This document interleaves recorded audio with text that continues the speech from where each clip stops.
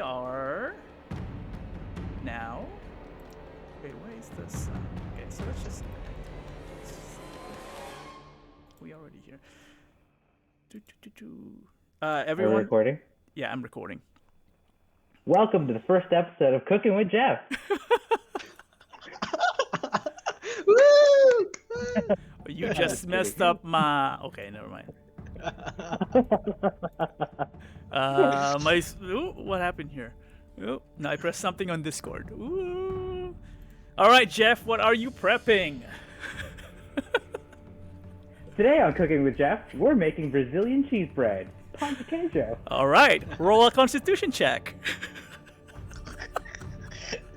I feel like this is Dex right now, though. Jeff, my gym is having an event in 2 weeks called Gainsgiving, and it's a potluck. Do you have suggestions on what I should bring? Boiled chicken. You can do this recipe.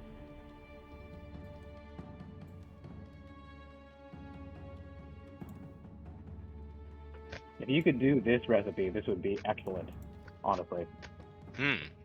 Brazilian cheese bread, because you could make tiny little ones to eat, and then, you know, it'll be a hit with everybody for sure. Very much the opposite of a health food, though. Like Gainsgiving, you be gaining the fat, not the muscle. Well, you gain something.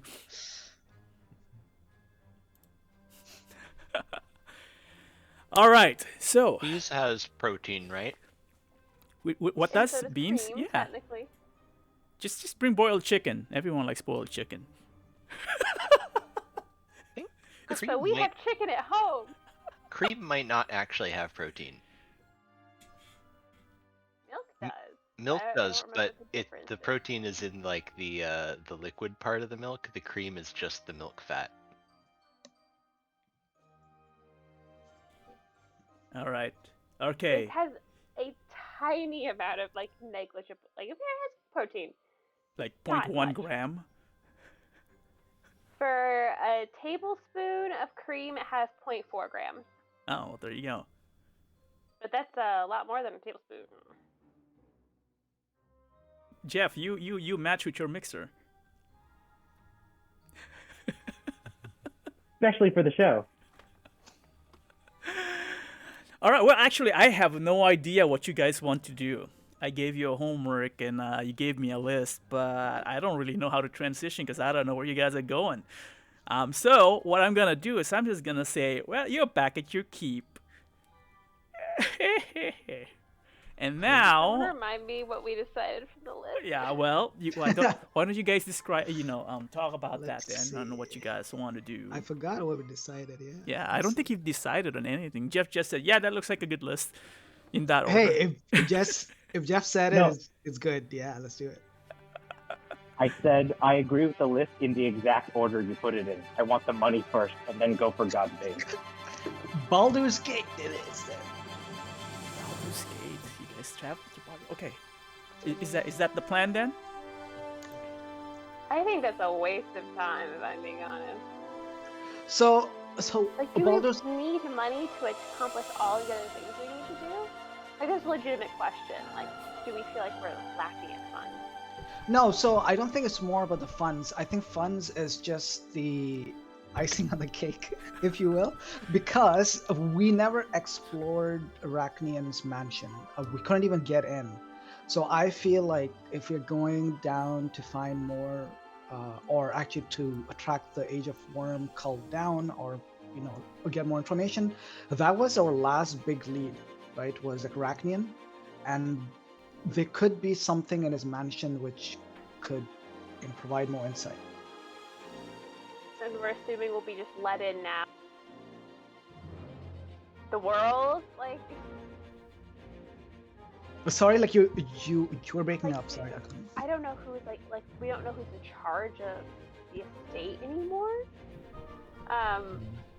So that's maybe a thing we should figure out before we just start going. Is this will they actually let us in?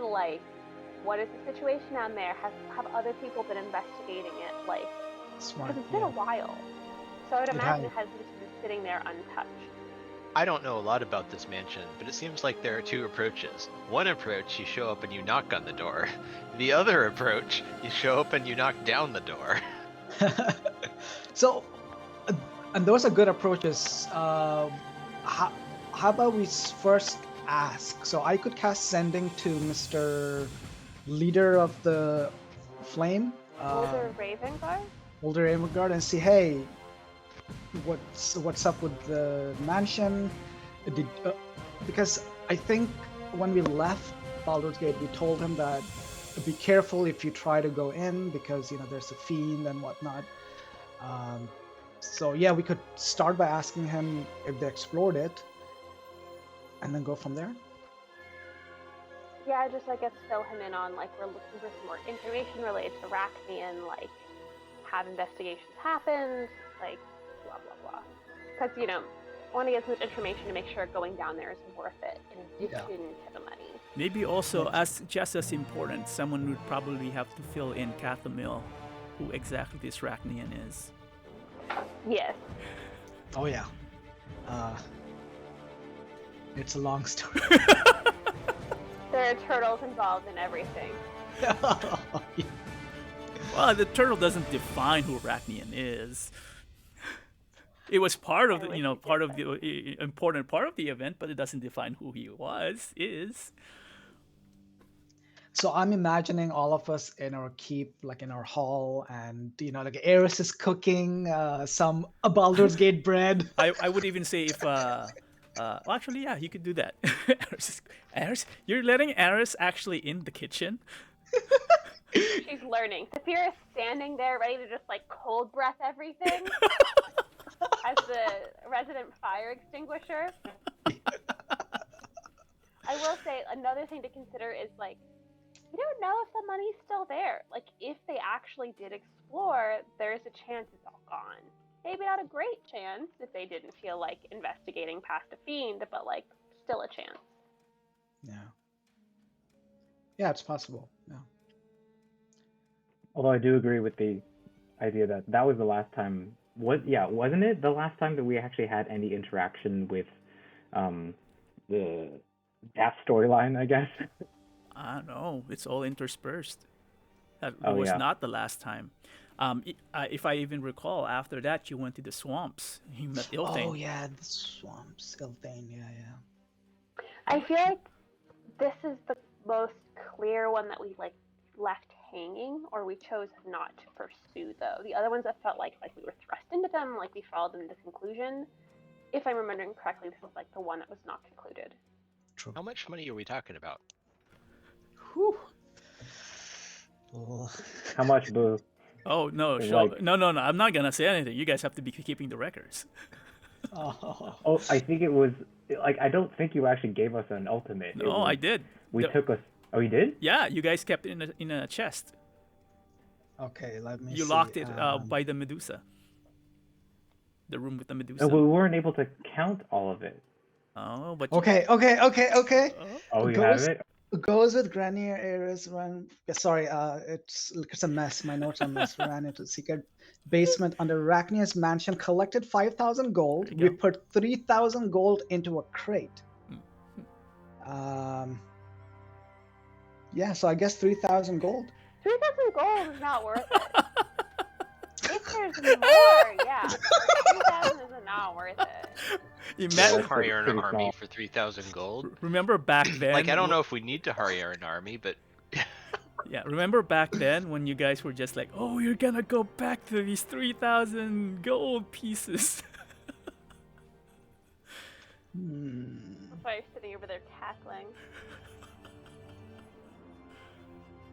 Well, discuss what are the leads? So you're discussing Arachnian. You're discussing what was the other options, Valakos? Yeah. The island of Tigalos, Spire of Long Shadow, and Kingdom of Selena. Yeah. So the island of Tigalos, which you definitely have to figure out how to track that because that is the first time you've seen it, Valakos, and it's you definitely need a lead to exactly find that place. And then what was the other one or two? Spire of Long Shadow. The Spire of Long Shadow, that was from Ren, who got the lead from researching the book or some books about Caius, and then the Kingdom of Salinas is Kingdom of Silings, which I mean, it's somewhere in the south, but that's probably between Rachnian, which it's in Baldur's Gate. Well, Spire of Long Shadows technically have a teleportation scroll for it, and then Kingdom of Silinius you probably could get directions for. and then are these all things that have we already asked Ren / the Harpers to look into all of these? You Like, I can't remember how much. yeah, we could has speed it been up. So for the let's do it one by one. So Rachnian's place. Let's just say Valakos. At one point in time, you probably did send a sending.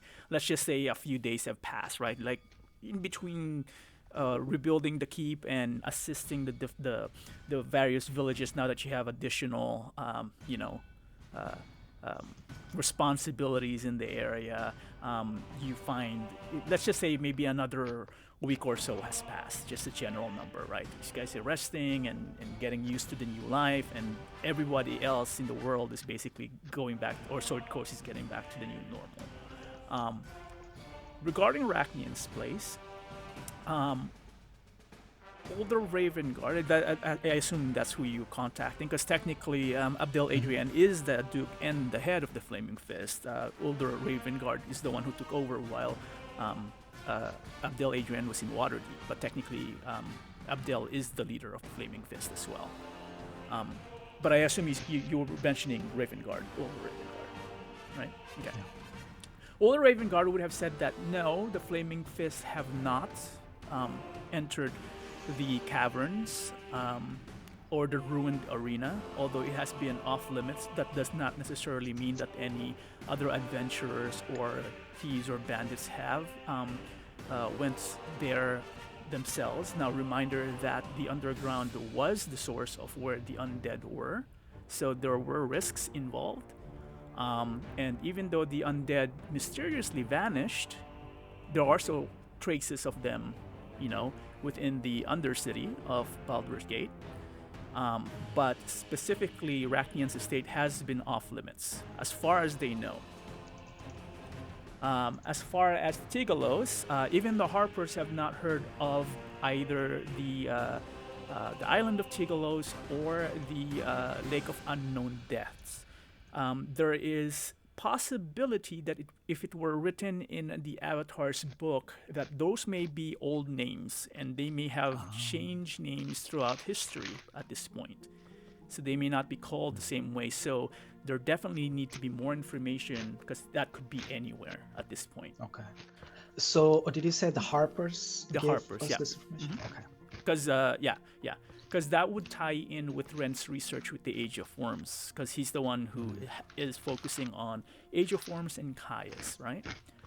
As far as the Spire of Long Shadows, that was that information was procured by Ren and from the notes that the missing Harper Balakard was collecting as well, because Balakard, as you remember, or if you remember, was a member of the Harpers who disappeared almost a decade, maybe more ago, and at one point reported to Remy that he was investigating some new type of undead and something about worms.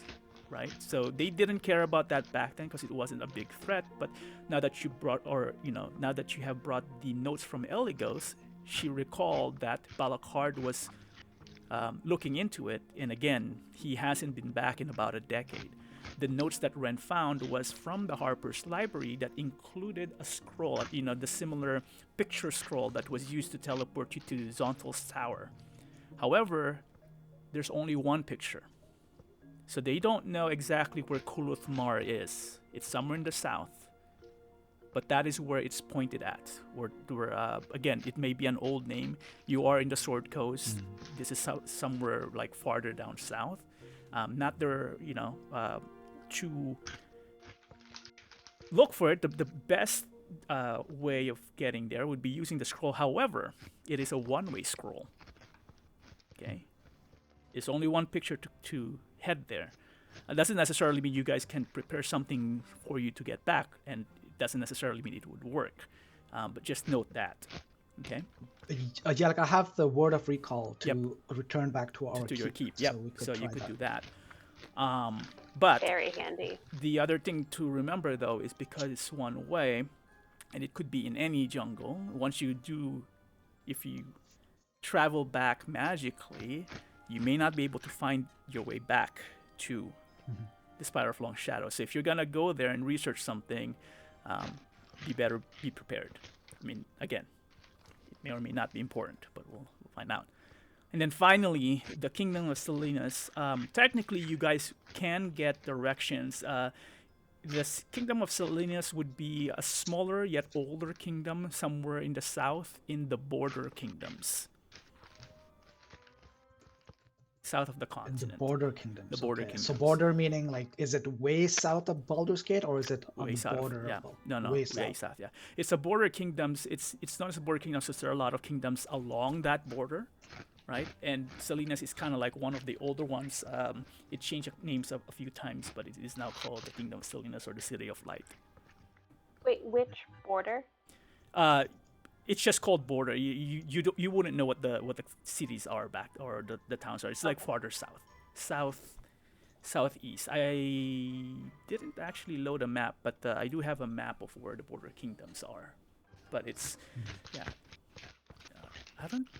Yeah, I guess it's past the equator technically of Toril. Oh wow. Okay. It's a few hundred miles, or maybe actually 1,000 miles east of Kalimshan, the original Kalimshan. Not that, again, that name sound familiar, maybe not. Baldur's Gate had little Kalimshan, remember? Yeah. Yeah. So that's where the original Kalimshan is. Yeah, that's the where original refugees came from, Kalimshan basically. where the wars were happening, and then east of that, like far east of that, are the border kingdoms. Okay. And I guess, Hari, again, when you're talking about the Spire of Long Shadow, the Harper said that they have a one-way scroll to go to Kulathmar, Yes. wherever that is, which is rumored to be close to the Spire of Long Shadow, right? Correct. According to Balakard's notes.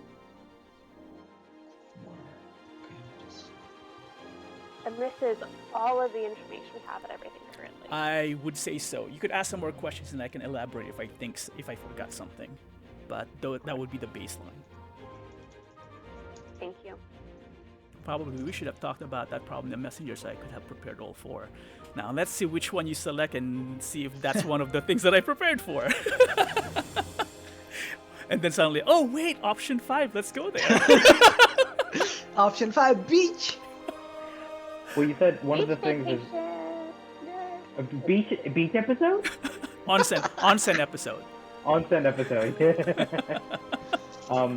So it sounds like so far right now, the only thing that is for sure, other than the Kingdom Salinas, which is obvious, like where it is that one-way scroll, and then possibly if we had enough time to look through Avatar's tools for the name of Alan Tiglos, if it has a different name now. Yeah. Like, could we? Because you said a week has passed. Mm-hmm. Can we have included that as part of?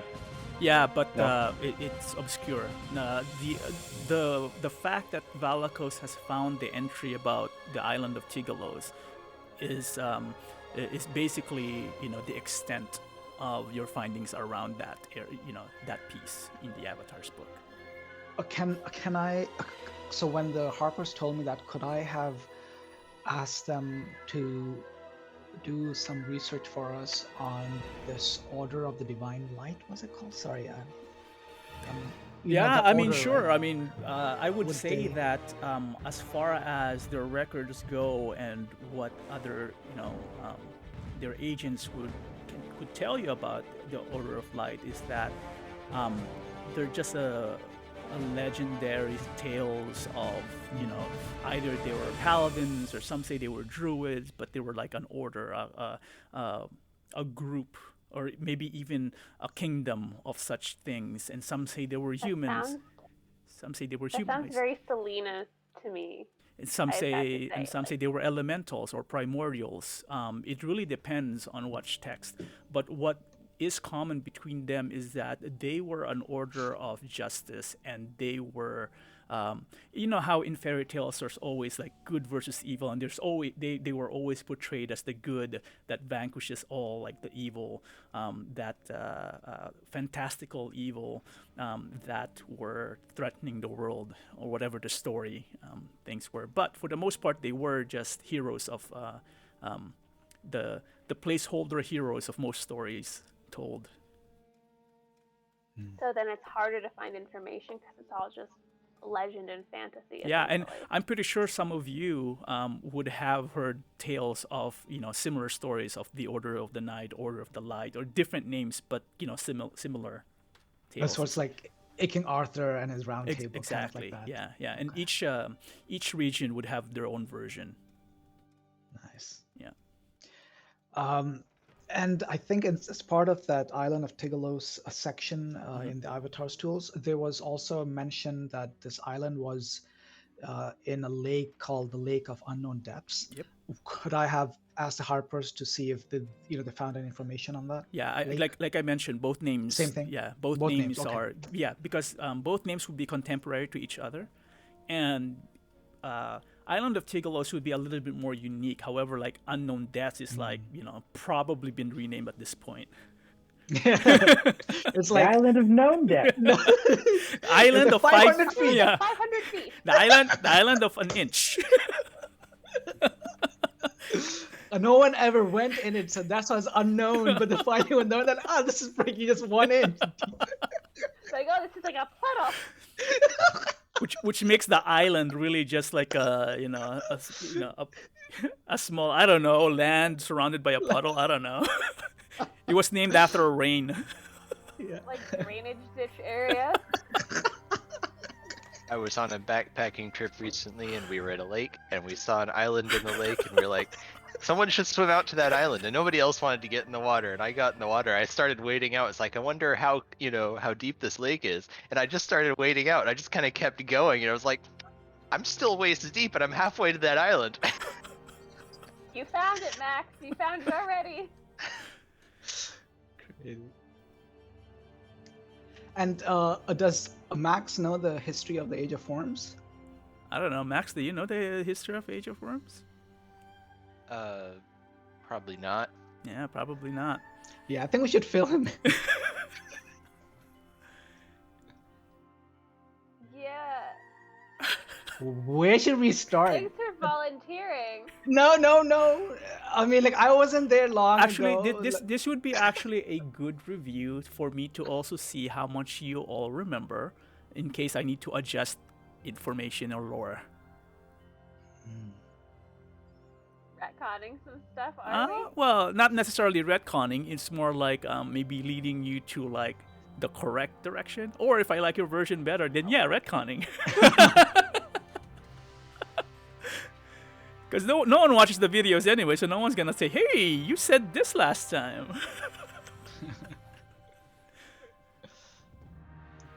All right. Well, where would you start? What's so important about the Age of Worms? That's not in the journals, because anyone can look at the journals, right? Because you guys review that every time I turn the server on, right? Yeah. Look at. Valakos is such a teacher's pet. Yes. I'm trying to think where to start from, but I can't. Also, Well- I'm like, So I would suggest I would try to kind of assist in, help you guys out in just reviewing things. It's like, are there any important places? Who are the important people or characters so far? And are there any specific events that you guys need? So kind of like those three main things that you recall around the subject matter. I feel like there was some important stuff that actually happened when only Eris was in the party of the remaining people. Like, I feel like that's where some stuff started, and then kind of went from there. So Jeffrey, I think it is your turn to start. Who's the- I just yeah, which- remember fighting a bunch of worms. Yeah, Like, well, who's the yeah. who's the important character in the Age of Worms so far? You think, Jeff? That still remains, or that you recall? And the answer could be I don't recall anyone. That's fine too. That's the thing. Like, I think Aris / Wolfrus was focused on all the other stuff, and me was focused on the dragon stuff. So the only thing I remember is someone with Rachnian silver shield. No. Before that, wasn't there something where you guys all almost died in this? Oh, in like a layer, yeah, where we activated the Temple of Orcus or something like that. Yes, that seems relevant. Yeah, Temple of I don't remember the original reason why we were there, because I wasn't with the initial quest giving part of it. Mm-hmm. Maybe not important, right? But what did you find? We activated this fallen angel type person who was infected with tooth juice, and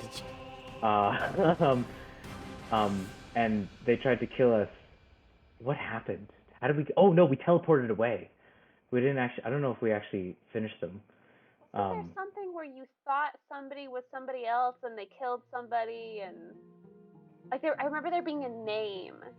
Yeah, the mother figure who's since been forgotten. Gertz.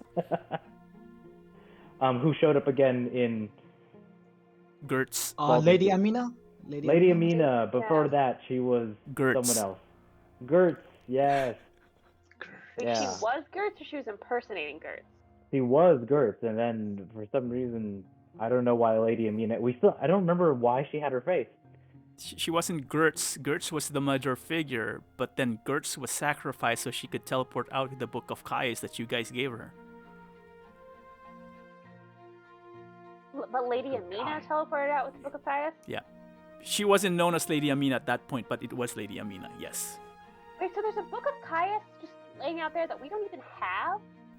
Well, the original party gave it to her. I don't know. This is a helpful book to get our hands on. And the last time we saw Lady Amina was in Baldur's Gate. Did we kill her? Yeah, Ren killed her, yeah, with a spear. And she didn't have a book. She had the scroll that activated the Augustrasta. Did we take it Guys, from her? This is yet to be a summary. This is us remembering part. The scroll was rendered inactive after summoning the Augustrasta. That was the whole point of the scroll. It was the ceremony, the ritual ceremony, and then Saphira almost died, or in the trap, the first time she, where she learned to like check for traps after that. And Valakos had a telepathic encounter with something or someone by touching the scroll for the first time. Oh, was that called the Apostolic Scroll? It was called the Apostolic Scroll, yes. So that scroll was that with Lady Amina, or was that on the altar? It was on the altar, yeah. That Lady Amina was activating or had was conducting the ritual on. Okay, so she didn't have a separate one, so it was just one. Yeah. Okay, so that's the It was a scroll on a pedestal with the green beam going through the door. Ah, I see. Okay. Yeah. So what was important about Lady Amina then? Well, this is just like a review. This is a what do you call that? A recap episode for now. It's not even a comprehensive recap, though. It's us trying to remember things so we can provide a recap. Like, we haven't even reached the recap. Yeah.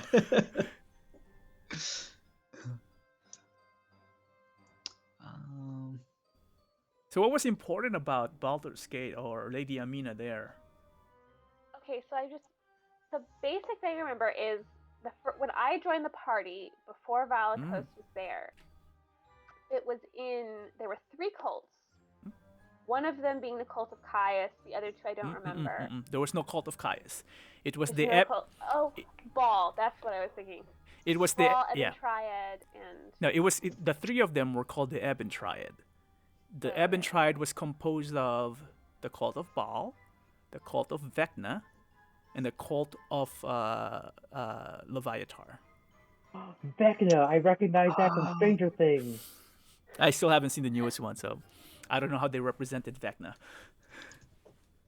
Well, wait. technically, it's not Vecna at all. Oh, They just call something Vecna. okay.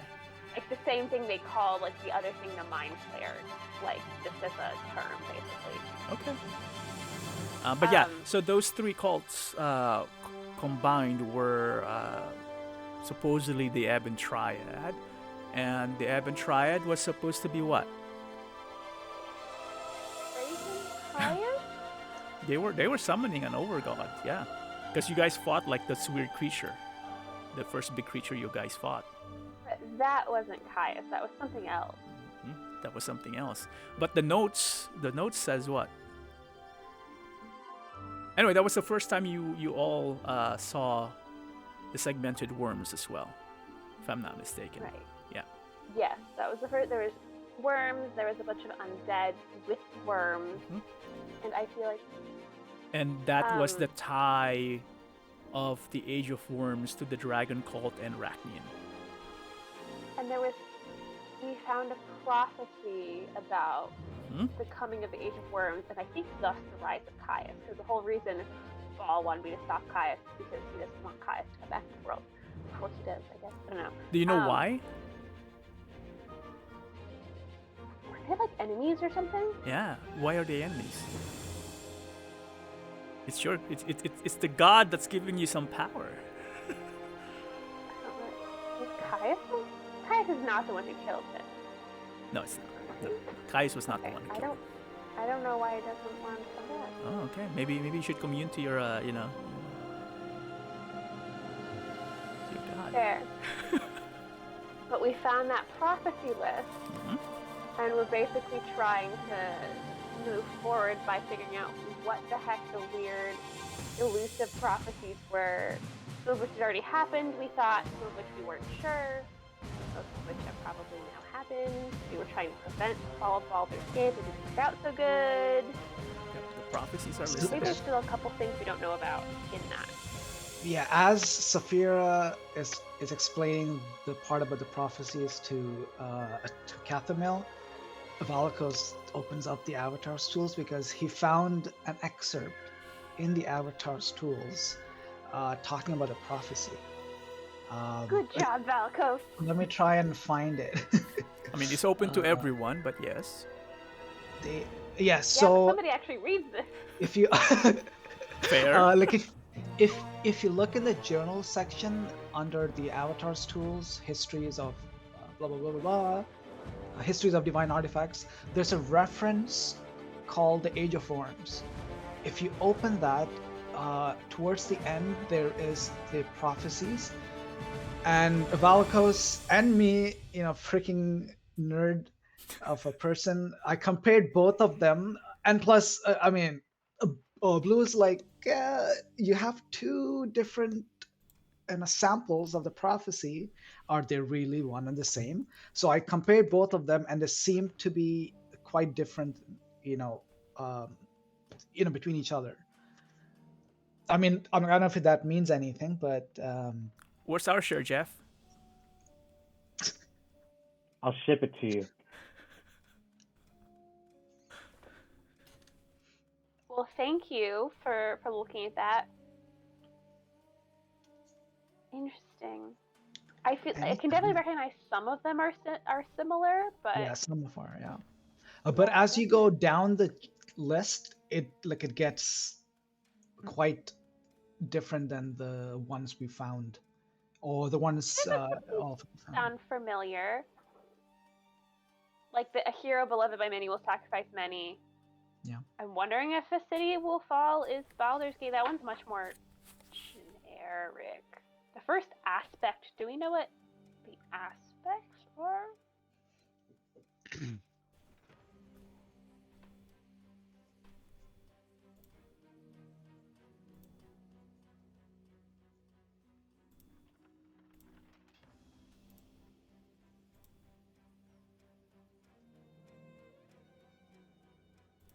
I feel like a lot of these are similar. That doesn't mean that they're any easier to understand, though. Yeah. Like, if anything, I think these are less specific. So yes, we have this. All of that stuff aside, that's why we went to Baldur's Gate, is to try and prevent the fall of Baldur's Gate. And Is we that the didn't reason why you went to succeed. Baldur's Gate? Why did we go to Baldur's Gate? Why did you guys go to Baldur's Gate?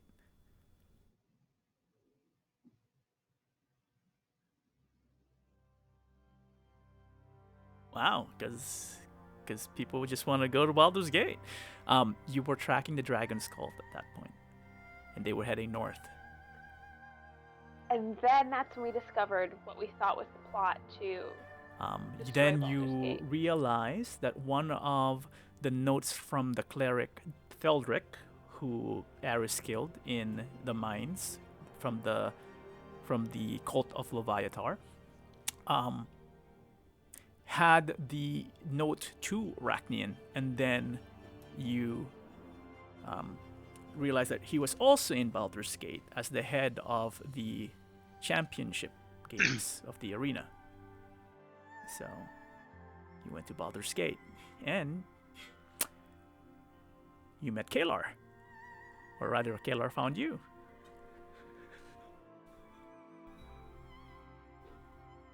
And that Drama and ensued. Baldur's Gate is kind of like where it kind of splits off, because you were focused on three things at that point.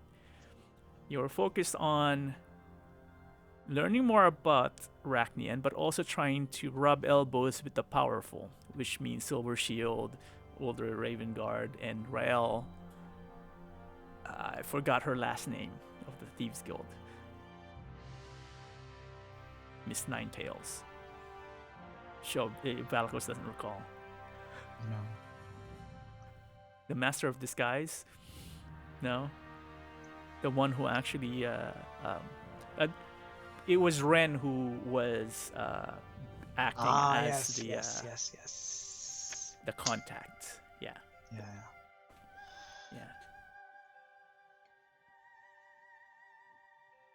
Then we thought the best way to get close to Rachnian was through the games. Championship games. Yep. So you didn't Because have we to thought we join, could but you guys access- joined anyway. Well, I mean, we don't back down from a fight. Not when there's people bad. Also, that was so much fun. Oh my god. Oh yeah. Yeah, that was a lot of fun. That's still one of my favorite sort of like sections. It was amazing. Yeah. And you found the connection between Lady Amina, the Age of Worms, Rachnian, Silver Shield, and again, and Velcross. That's, I think, the first time we mentioned Velcross. He wasn't there at any point. He wasn't right? there, no. Well, he's dead now, so whatever. Yeah, he was dead along with his information. Sad. A question. So the Ebon Triad. So you said where was a confederacy of like 3 cults, right? The cult of Orcus, cult of Worms. Not Orcus. and- Nope, not Orcus. No. Oh, sorry. Oh, you're failing the test, man. Dude, so much to keep track of, man. Baal, So priest of Leviatar. Yeah, Leviatar, Baal, and Vecna. Vecna. Vecna. Okay. Cult of Vecna, Leviatar, and Baal. I am saying that correctly, right? It is Vecna. I mean, it is Leviatar. Imagine it's wrong.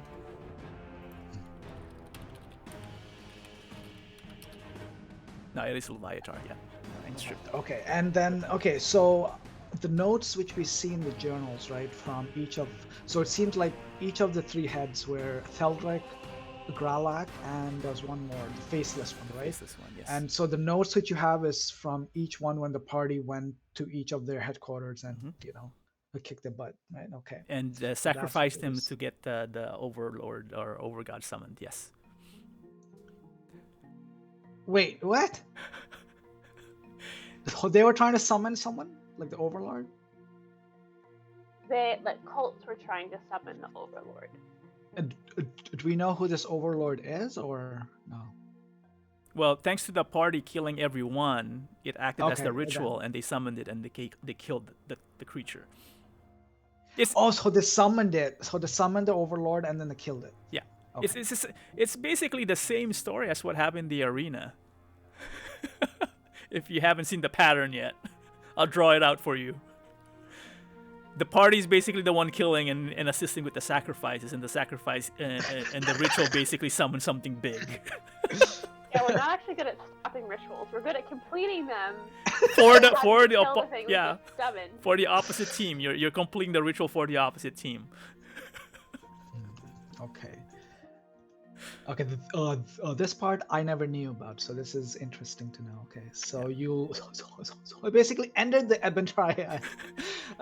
You helped them succeed in their ritual and then killed the Overlord. Okay. Cool.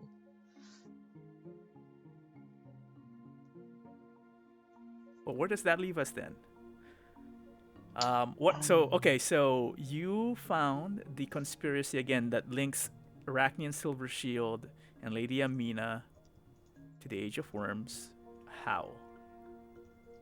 Or what did you find there?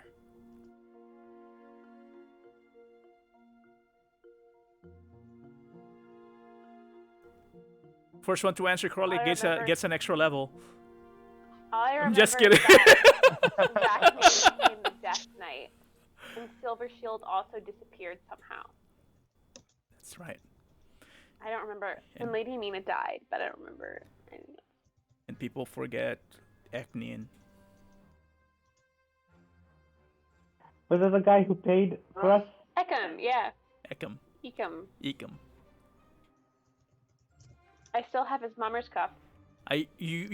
Some too. of you should still have it, yeah. Bernhard took his though with him. 1, 2, 3, 4. There should be 5. Oh, Granier has the other one. Right? What colors do you guys have? I have the red one, I think. Ours doesn't have one. No. I don't. It's not Wow. in my inventory. It hasn't been in my inventory for a long time. Wow. You used to have one. You guys just tossed it away. Wow. Kind of like, hey, he's dead now. No need for this Poor thing. guy. And we didn't even find his. Oh, we found his sister, but we never got to free her, right, or something like that. Where did you find Well, her she sister? was she'd been turned into the thing. Oh, she was. Oh. How could you? Oh, actually, I know how Valakos could forget because of the concussion. And then we never, I think Ekum disappeared suddenly. I wouldn't say suddenly. He was in the box seat with all the sponsors and the other sponsors in the rich watching the last battle in the arena. Oh, we lost him in the chaos we created. Mm-hmm.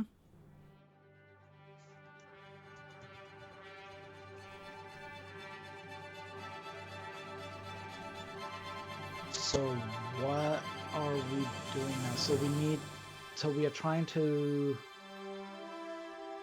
figure or trying to end this like the Age of Worms coming to pass, basically, right? I think that's seems to be what we are trying to do. So how do you do that? That's a good question. So the Eben Triad were originally trying to bring about the Age of Worms. It sounds like it from all of the paperwork we have, right, from them and everything the party has found. So now that the party killed them all and ended that ritual, but something led the party to Baldur's Gate, and was that because of a note I believe they found with one of those 3 leaders having Rachnian's name on it, right, or something like that, and so that's why they were like, oh, okay, let's go, find or follow this lead. And when they got there, and they, we had that whole fun series of sessions, and then we found out that Rachnian and Silver Shields were also in on it, and they were like the big time players, right? Because they were like the big leaders of a big city, and they basically sacrificed this entire city to raise the Age of Wonders, right? So now we're trying to stop it, but we can't stop it because we don't know where those two are, because both of them fled. One became a Death Knight and like flew on like this magical horse or something like that, right? That was pretty cool though. And he just escaped, and like Silver Shield disappeared into the crowds or something like that. And Valakos did some scrying over the last several months, and he found that Silver Shield is alive, and he has a weird ass hand now, like an undead hand or something. So I mean, I did already share that with like Ares and Saphira and everyone. So, and then we also found out that the Age of Worms, or the worms, these worms were like centuries ago, and they were led by Caius, who was a necromancer, right? And he was a demigod, as per the Avatar's books, that he was a demigod, and his most strongest champion was a Dragotha, who was a Dracolich, like an undead dragon, who was also Tiamat's consort. So lots of ties, crazy ties.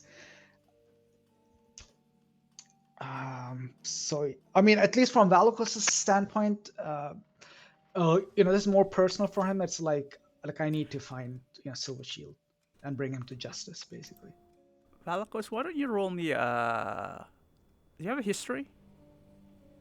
I believe I'm proficient in it. Yes. Yeah. Roll me a history check, because I just realized you mentioned something, and I probably haven't. I forgot to open this up if that were the case. You did bring something Seems up. to me that we probably just need to summon some big bad dude who wants to destroy the world and then kill them. Yeah. or that's on brand for us. Actually, I think So that's like just the last boss fight we had. that's the missing piece in all the rituals, the party. 24. Yeah, because I think I did not unlock this for you. Oh, I love unlocks.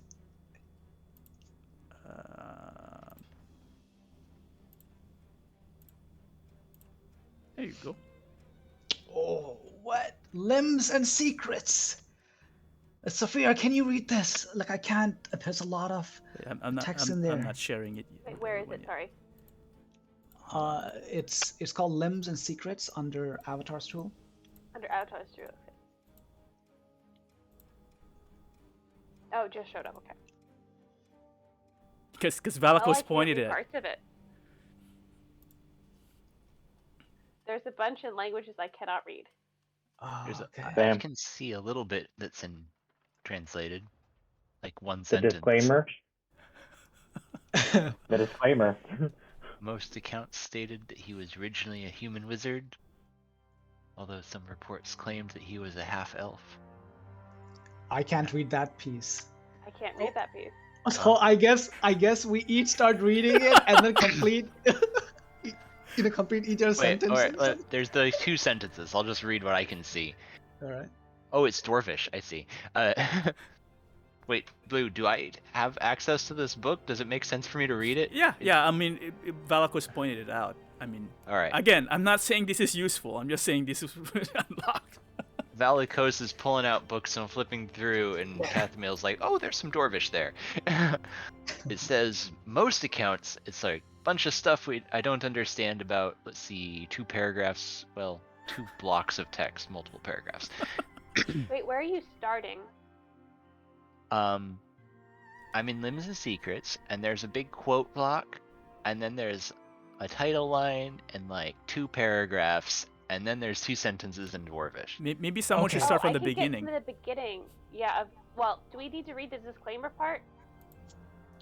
The disclaimer part seems similar to what all of the other pages have. So Okay. Well, I think we can skip that. begin the titled part. Okay. Mostly, I'm missing part of the title. An eye and a blank of blank. And a hand off blank as well. So like I got Eye the and hand. a hand of something. Okay. Many know the Transcended's name, a once human lich from Oerth who ascended to godhood. He was the original author of the bunch of redacted stuff, an artifact onto its own. To him also belongs the lore that he himself, or rather pieces of his body, became divine artifacts. Some sages claim he laid out traps for wizards seeking forbidden secrets in their quest for power. Those who stumbled upon those traps were, and then a bunch of stuff I can't read. Yeah, I can finish that. Were transformed into Nothics, one-eyed creatures who dwell in darkness, seeking magic and the arcane. I'll pause there in a second. Oh wait, never mind. I can't. Morgan and Hulk are not here anymore. Never mind. But that is one, right? Hey, Uh, Hulk, do you remember the Nothic from our campaign? This the Nothic? The guy with the one eye who gave us such a hard time? When was this? Like in the mines of Fandalore. Oh, You know- wait, the floating one-eyed thing? Nope. No. There was another one, like this creature who was skulking in the shadows, and we tried to bribe him with meat, and then he let us go, and then he called the guards. When we went to look for the mother and daughter, like inside the Red Brand hideout. I think that might be the first time Hulk joined you all, and he was trying to trap it with meat as well, and put a bear trap on the ground. I think if you see a picture of it, you'll remember. Anyway, I digress. I was just Yeah, gonna yeah. say, I was gonna say, wait, oh wait, no, Hulk's not here anymore either, so I can't remind him. Yeah, Hulk might not be here. Cathamil has comprehend languages, though. Oh. Oh, there we go. That's it. But Cathamil might not know she has comprehend. Like, Catherine, can you read this? Like, try hard. Try very hard. Reach into your emotions. Is it a spell? It's a ritual. It's It's a gonna ritual. take her 10 minutes of sitting with this book doing a ritual. Go for it. Like, we have a week here. So, let's see.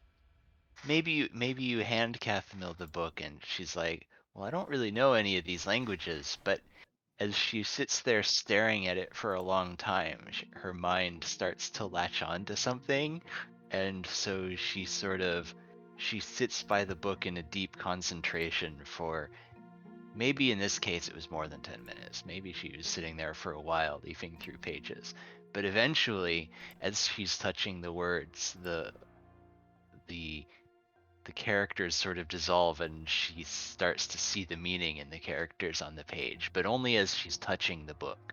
Okay, go ahead and refresh the page for me, Cathamil. Oh, yeah. See if that. Just refresh the whole thing? Yeah, Or F5. just like... Alright. See if it makes a Hold difference. on. It's a ritual. It's a 10-minute ritual. It's so powerful, it reaches into our universe. So yeah. Well, I mean, her power comes from the other gods, the old gods. So.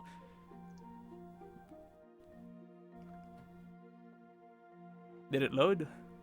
Not yet. Oh, does it take that long? Still? Okay, things are loading. Let's see, I can see the map. Let's click over Avatar's tools. Limbs and I don't really know if you secrets. needed to refresh, but maybe we can just need to close and open it again. Oh yeah, I can see the text now for limbs Oh. and secrets. And you can tell them what languages some others were. Nice.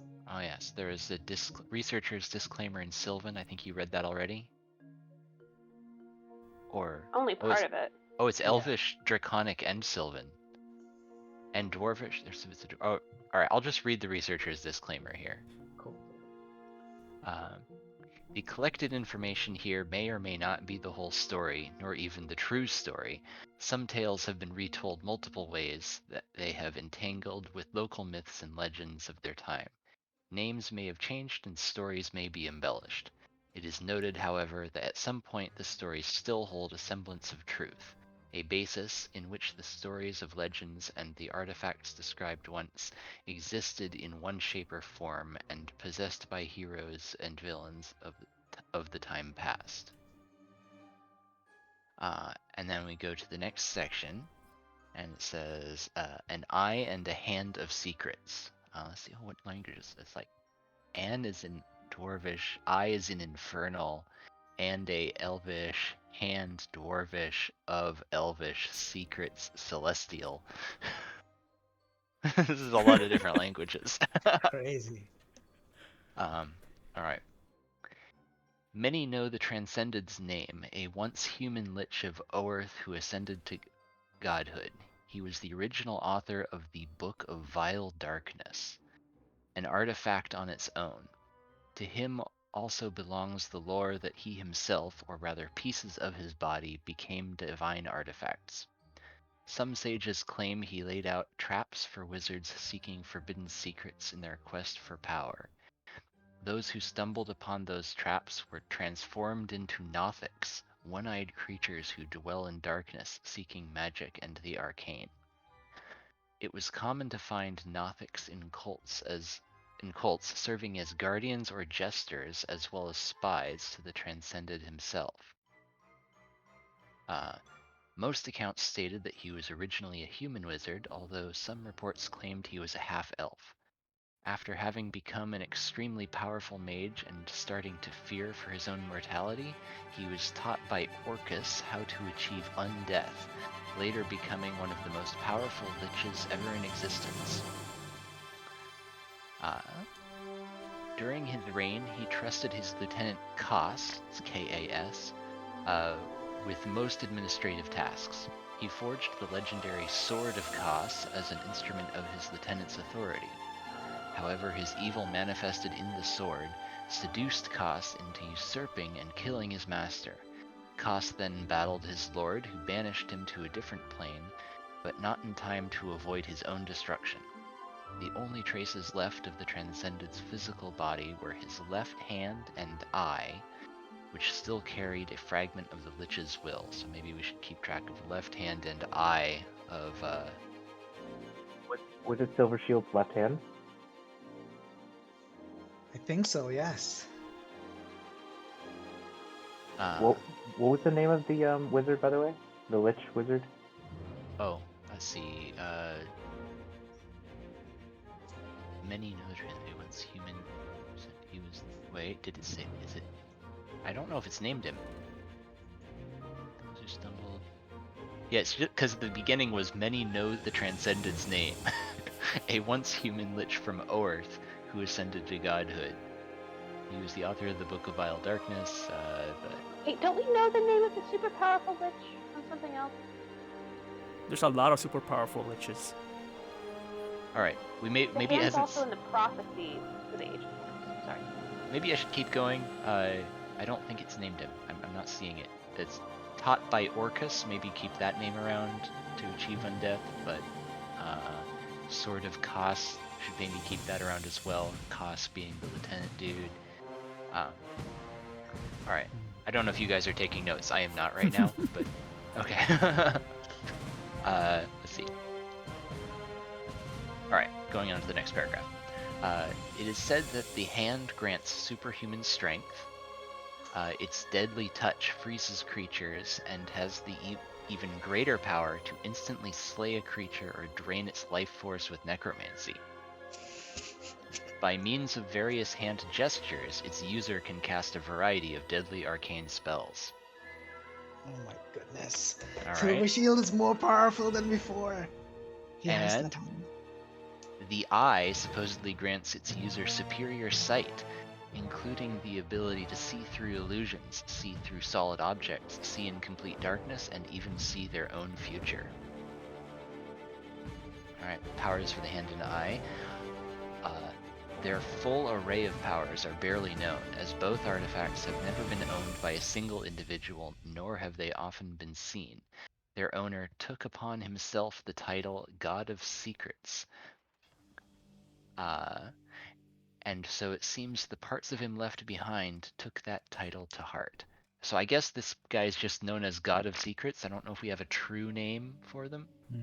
With that said, Cathumil and Valakos would recognize the God of Secrets. It is Vecna. Oh, The and hand of Vecna. guys, there's a picture in the book here too. Like, I see it. Yeah. Dang. Yes, We've Shoaib, got- the Hand of Vecna. You finished season 1, so you should also know meta. Yeah. So, but this is the multiverse, man. Yeah. It has made it here now. That's crazy. yeah, it looks like we have an illustration of this skeleton with the hand. Looks like one of the eyes is lit up, and then the book, presumably the sword. Okay, so Silver Shield had at least the hand. So it means if we do come across him, he has a shit ton of spells. I mean, even more than last time because he was casting those firewalls, right? Yeah. Ooh. Interesting. So Vecna achieved power not like recently, but I feel like more recently than some of the like old gods, quote unquote. Interesting. It actually doesn't have a year, so you don't know when it happened. Right, but it doesn't seem quite as like primordial as some of like the OG god stories. I mean, he was taught by Orcus, so It looks like Cathumil is like flipping through pages now. I was gonna say, is Catherine reading this to us? Could we also have it translated on our end? Oh no, because the ritual is temporary. She will lose this ability until she activates it again and tells me. Yeah, it's a 1 hour duration. I think only she can read it to you. Nice. All right. So the important things you said were, of course, the hand. So this is Vecna's hand and eye, and a sword of Cass. Yeah.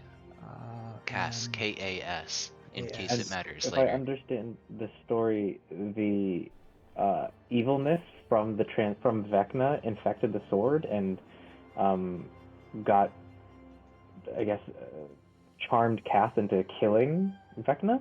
Fighting Yeah, the Or it- banishing? Yes. Mhm. Yeah. Yeah, it sounds like Vecna created this sword, and then the sword was very powerful, and it, seduced this guy into usurping and killing his master.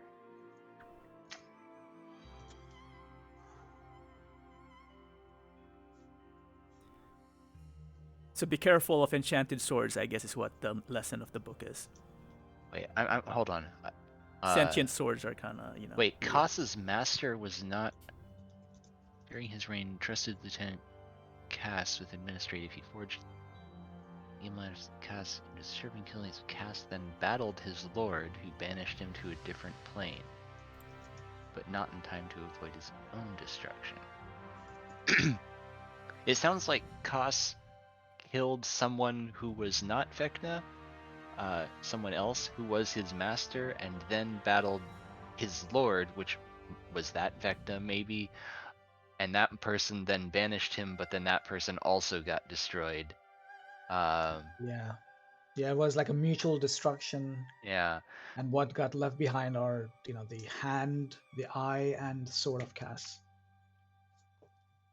Yeah, I think that's probably right. Yeah, it kind of feels like that. Yeah.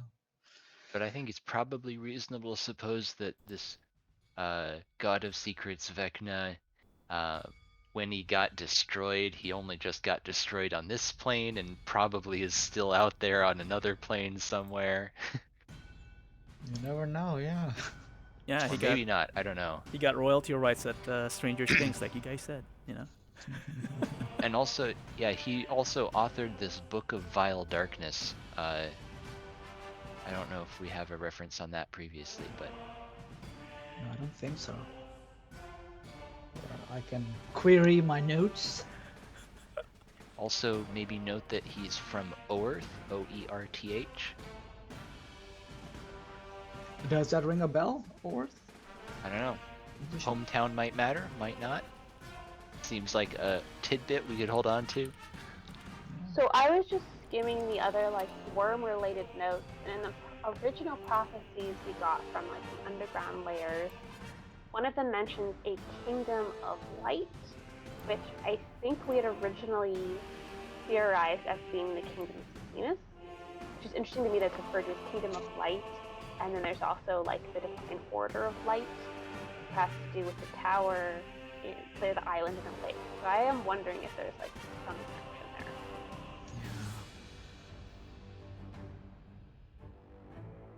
Specifically, it references, well, one of the prophecies is like the fall of the kingdom of light.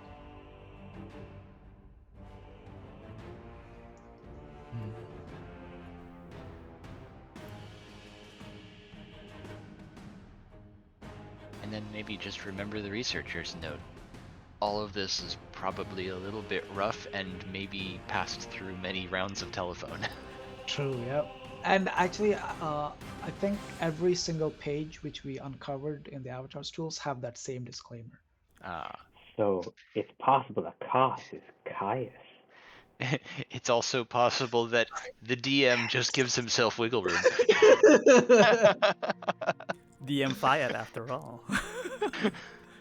Okay. And cool, you still cool. have an hour, or less than an hour now, Cathamil. You can open the other pages that you have access to, because some of them are.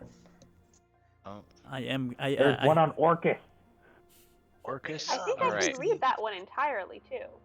Oh, can you read that one? Well, Yeah, same here. should we skip over that one? Alright. Is there Yeah, one you let's guys find want? those. Yeah, exactly. Let's find something which we can't read. Okay, there is a full section up top in Divinity for Divinity. I don't know if Yeah, I can't anyone read else. like any of it. Yeah, there's a, Alright. Well, yeah. I've got that. Looks like it is written in Celestial and Draconic, Elvish, a little bit of Common. Elvish. We got a big multicolor illustration on here. Do you guys see the illustrations? Yeah. I didn't see the other one. This one I see. I can't see the one Divinity against Divinity. Alright. Should I start reading Divinity for Divinity here? Yeah. Alright. Yeah. It is said that the powers of the immortals, the divine, the deities, and even some outsiders are both their own strength and their weakness. So many of the artifacts I have studied, though not necessarily seen, stem from the powers of those beyond our comprehension, forged through their being, blessed by their magic, comprised of their essence. It should then not be a surprise that I found many artifacts even hunger for the powers that created them. Well, perhaps hunger is a bit dramatic, though some are easily empowered if fed the divinity of the beings that created them. I mean, my colleagues in the field agree some artifacts themselves hold part of the divine beings themselves. So, I suppose fed is the right word, as some of these beings, stuck in their prison, artificial kingdom, could possibly hunger while in dormancy. This is then the illustration, then continuing after the illustration. Artifacts were made by both gods and lesser races. With the knowledge obtained from the divine and the outworlders, some mortals even ascended and became divine themselves. Even after the gods' powers within the material plane waned, they returned to their realm. Some of their divinity remained. Even after their powers within the material plane waned and they returned to their realm, some of their divinity remained. And others yet were created from those recently transcended. Some hold the being that inspired or created the item. Some embed a piece of them that left long that left long enough, and in most of these cases, a few millennia is definitely long enough. Begin to think. Sorry, this sentence is a word. Yes, exactly. Some embed a piece of them that left long enough, and in most of these cases, a few millennia is definitely long enough, begin to think and react like that of their creator. Okay, I think that's basically saying that some of these objects have a piece of the entity in them, and if that entity sits in there for long enough, the object starts to think and act like the creator. In some cases, even consider themselves the true being. A scary thought, an amazing idea. Ramblings aside, pages upon pages reference to items being fed the essence from other artifacts, or if one were powerful and lucky enough, the divinity of a living deity. Well, once living. One can imagine it will be hard to stay alive after being used as a sustenance, or a source of power. And so, even the divine have a right to fear their kind, and by divine I use so loosely. I suppose I should qualify that these include most powerful beings beyond our plane, and those who came from Toril, who underwent apotheosis, transcended above the mortals. But that's for another page of ramblings. Ramblings, like I like that. Yeah, so it sounds like there are a bunch of divine artifacts out there, and they might have special powers, they might have a will of their own, and if you find a way to feed divinity to them, they might do extra special things. Divinity for divinity. Alright, Cathamil. How about this? And I open up the page called Fount of Dreams. This is where I found information on the island of Tigalos, but there are quite a few phrases in there which I couldn't read. So maybe we can find some more information. Alright, should I skip to some part to start, or? Yeah. Oh, where is it? So the Fount of, yeah, so maybe skip the disclaimer and Okay. right after, yeah, the Fount of Dreams. Alright, I see. Okay, the Fount of Dreams, written in Draconic, or at least bits in Draconic. Let's see. Long ago, an ancient sect of Netheril warriors called the Order of the Divine Light defeated Caius and his undead legions, forcing him to retreat to his nighted prison and averting his blight. Yet this battle was not without cost to the Order. The warriors waged a bitter war against the worm god's writhing spawn, who were led in battle by the demigod's most dreadful minion, the Dracolich known as Dragotha. We fill in some good things there? Yeah. Alright. After A the lot. image here, the undead dragon culled most of the Order of the Divine Light's elders in combat, until finally, through guile and at no meager cost, selfless members of the Order stole Dragotha's phylactery from his lair, while the Dracolich was leading Caius' interests elsewhere. Phylactery, P-H-Y-L-A-C-T-E-R-Y. So, do you guys know what the phylactery is? That's what creates the copies for liches, right? Like, or holds their It holds copies? a soul or something. Yeah, so Cathamil and I guess Valakos would also know. Let me think. Saphira probably won't have, but Cathamil and Valakos would be able to explain it to Aris and Saphira. Basically, a phylactery. So when you become a lich, you basically select a phylactery, kind of like in Voldemort's case, it was his Horcrux. So basically, it's an item that holds your essence. So as long as that phylactery exists, you are basically immortal. Every time you die, you eventually recombine your body in the location of where the phylactery is. My God, it's a resurrection ship. Pretty much, yes, exactly Okay. that. Yeah, I guess all the Cylons are technically liches. So that's what a phylactery is. So that's, yeah, the life essence of liches. Well, the last sentence here of that subparagraph, the Order managed to hide the phylactery and sealed it in a secret location. See. Dragotha sensed the loss of his phylactery the instant it was sealed. Spurred by his sense of self-preservation, Dragotha abandoned Caius' army and fled the field, taking a significant group of his forces with him to seek those responsible and reclaim his essence before they destroyed it. The loss of Dragotha's leadership and his forces crippled Caius' army, and the Worm God was forced to retreat. The Order of the Divine Light did not long survive their victory over Caius. The demigod's cult proved even more dangerous after the god's defeat. These desperate remnants of cultists and intelligent undead hunted the Order, what remained of their army, and their families at every turn, murdering them one at a time until the few remaining were forced to flee south. Some believe that the Order left for the isolated island of Tegelos in the Lake of Unknown Depths.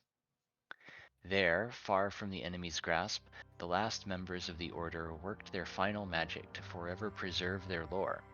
They created the Fountain of Dreams, and within its waters they placed the entirety of their Order's history, knowledge, memories, and even their fears. So, a Fountain of Dreams might be found at Tegelos. The location of Dragotha's phylactery is but one of countless secrets infused in the waters of the fountain. Many claim the legend of the Order's magic fountain is no more than the cruel joke of some long-dead historian, or perhaps embellished in a night of drinking. And then Well, at that, sounds Valakos, promising. yeah, and then at that, Valakos would be like, maybe a cruel joke, but this has been somewhat validated by what Ren found. He found some information about a so-called druids of the light,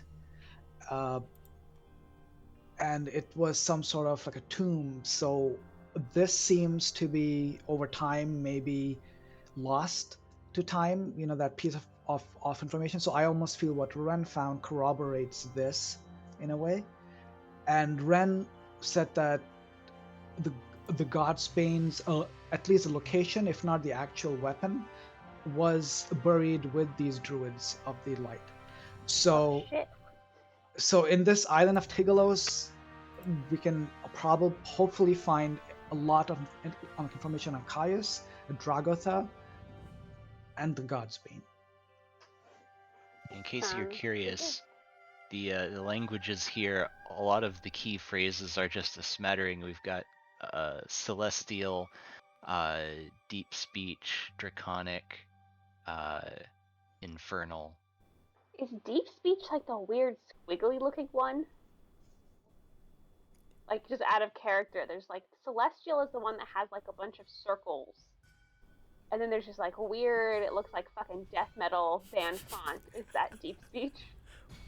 Possibly. Max won't be able to tell you because it's legible on his end. Yes, but it is, if you hover over, it's in the first line, how Caius is, it's Caius' name, the first line.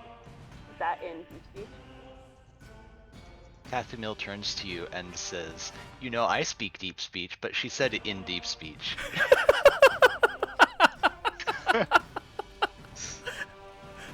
Wait, I have a question for Blue. I remember that it was a knight or an angel of the Order of Divine Light, right? That we unleashed.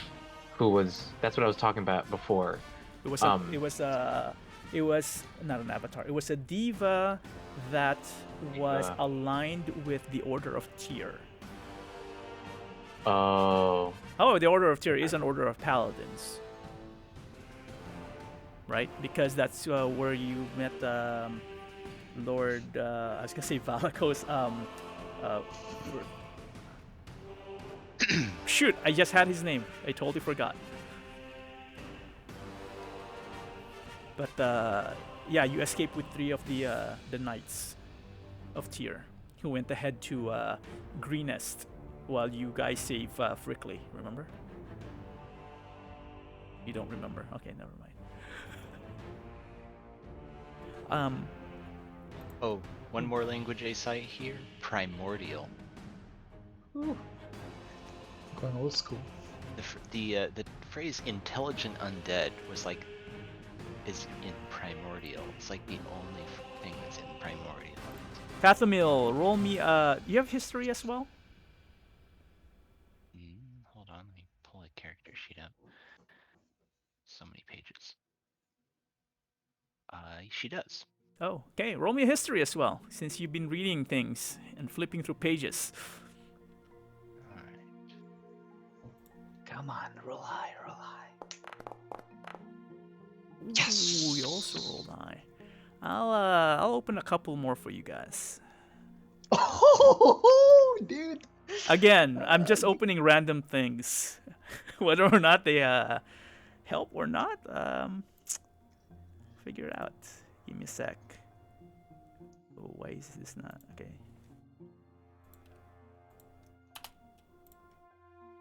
You're like rabid dogs just waiting for the morsel to fall.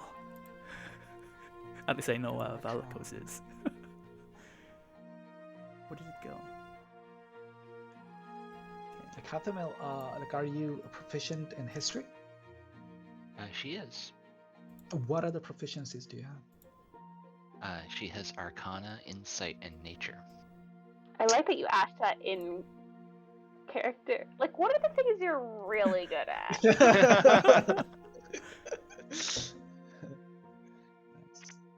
Hold on, nothing yet.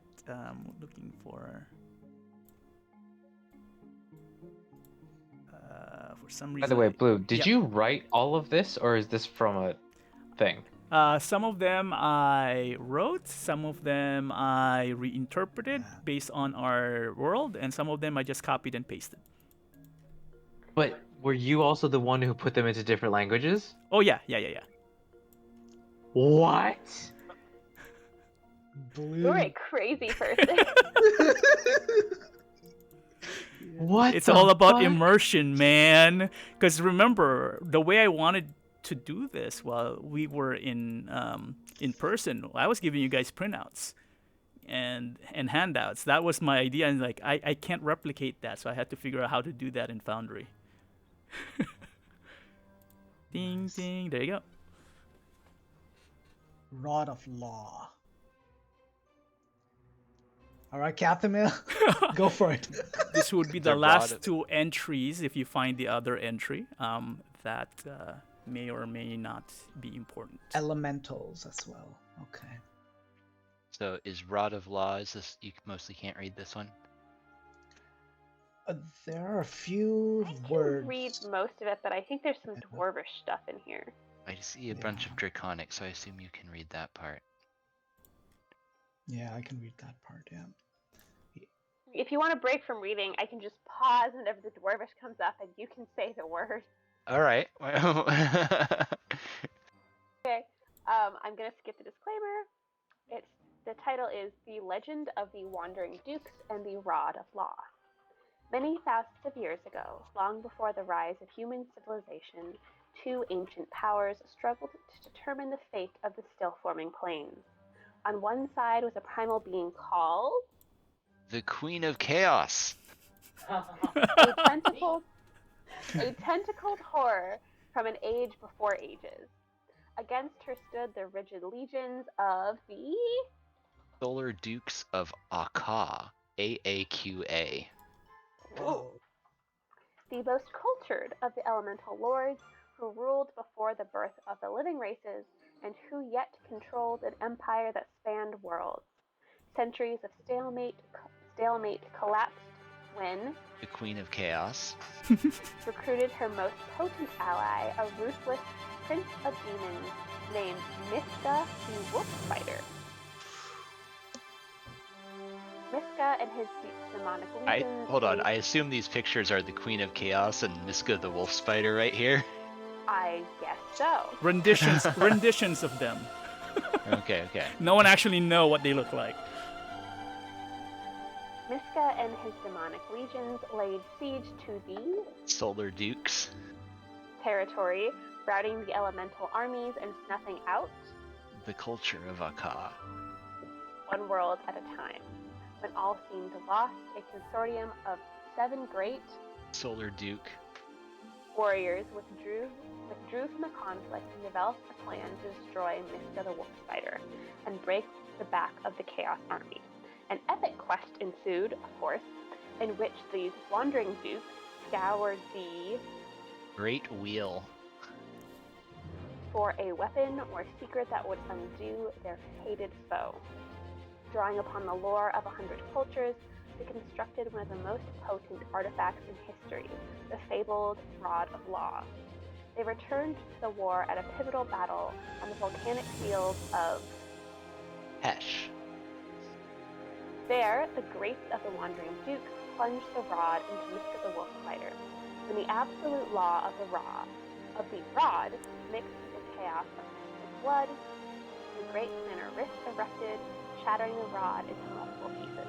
The Prince of Demons and the Wandering Duke vanished into that rift, while parts of the rod were scattered across the land. Hundreds of Solar Dukes. remained at Hesh. many dead or dying from wounds sustained in a tumultuous final battle. By ancient tradition, these soldiers would be buried on the world where they died, their elaborate tombs forever recalling the brave sacrifice of the heroes of Aka. and serving as testament to the reach of their moribund empire. And there's a picture of, I'm assuming, this dude with the Rod of Law. Probably a Solar Duke. He looks very radiant. Looks very radiant. The greatest of these tombs honored Icosiol. Icosiol. I'm assuming it's probably Kosiel then. A wandering duke slain by Miska the Wolf Spider in the final cataclysmic conflict between law and chaos. Others contained Icosiels. fallen servants and sub-chiefs, each with its own treasures and stories to tell. One of these smaller tombs held the corpse of Zosiel. Zosiel. a warrior prince who fell to a demon's blow shortly before the Wandering Dukes employed the Rod of Law to banish Miska from the world. This is rumored to be a place called the Whispering Cairn, somewhere in Tyrell. And then at the bottom is a piece of the shattered rod, I'm assuming.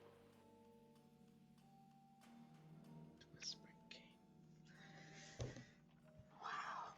Okay. Cairn, Cairn. I think it's like a name for it. Gee, it looks like a hill or something, I think, a cairn. A cairn in hiking is a small stack of rocks. Mm-hmm. Yes. Yeah, I can't Jeff might pronounce be that word. talking, but only Sarah can hear him. Sepulchral. Yes.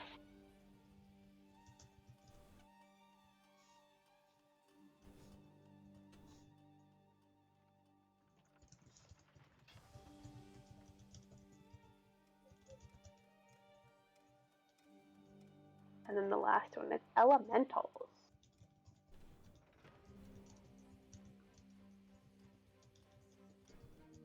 Oh, artifact tales, elementals.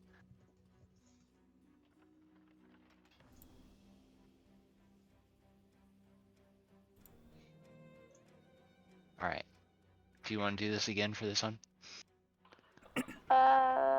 Sure. You're gonna have to come in for like a couple whole paragraphs, though.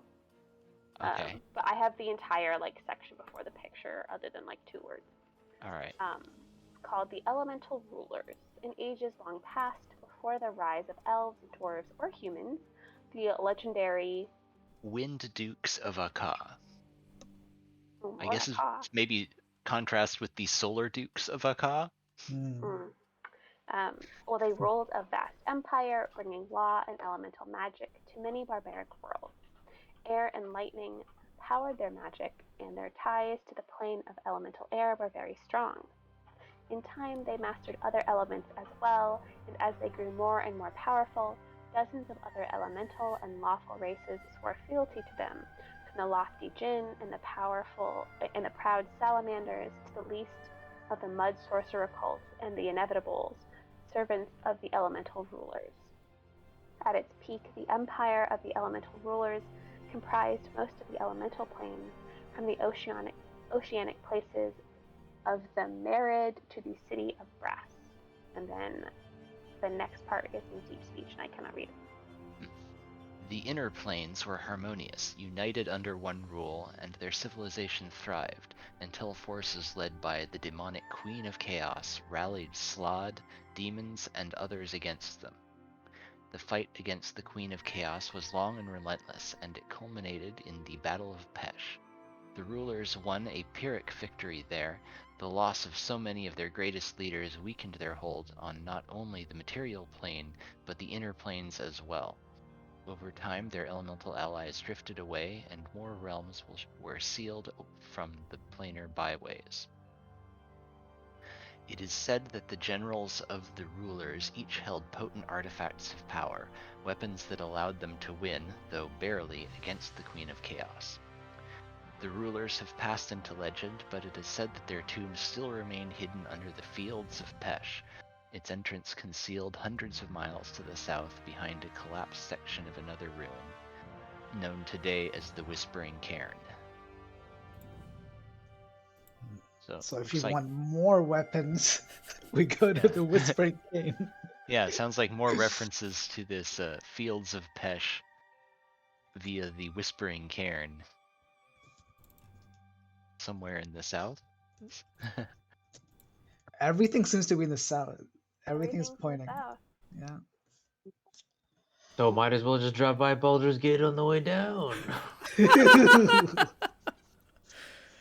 It'd be funny after all of this, we still end up trying to get some of that money. Because, Blue, we did put 3,000 in the chest, but we left a majority of it still underground. Yeah, totally. Yeah, you counted 3,000.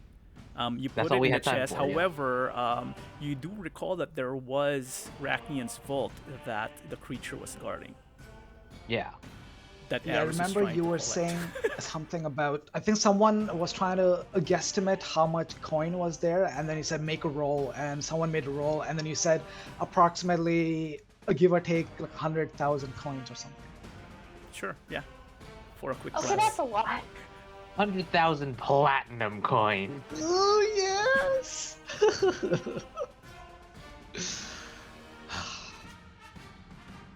You guys can attempt Anyway, to do is so. I mean, do we know these actual places? Do these names still mean something? Pesh, Whispering Cairn. no. What about Toril? Toril is your world. Well, that sucks. Toril is the material plane.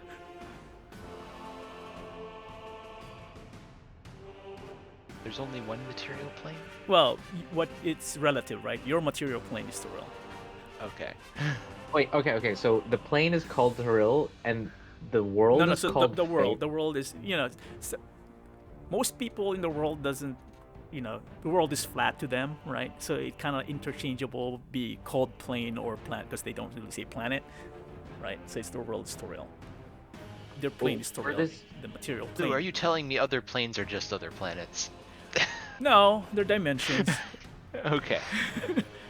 Well, you could think of it that way too, technically, because I don't know if the elemental plane of fire, like City of Brass, is that a planet? Well, no one really circumvented it because it's full of fire.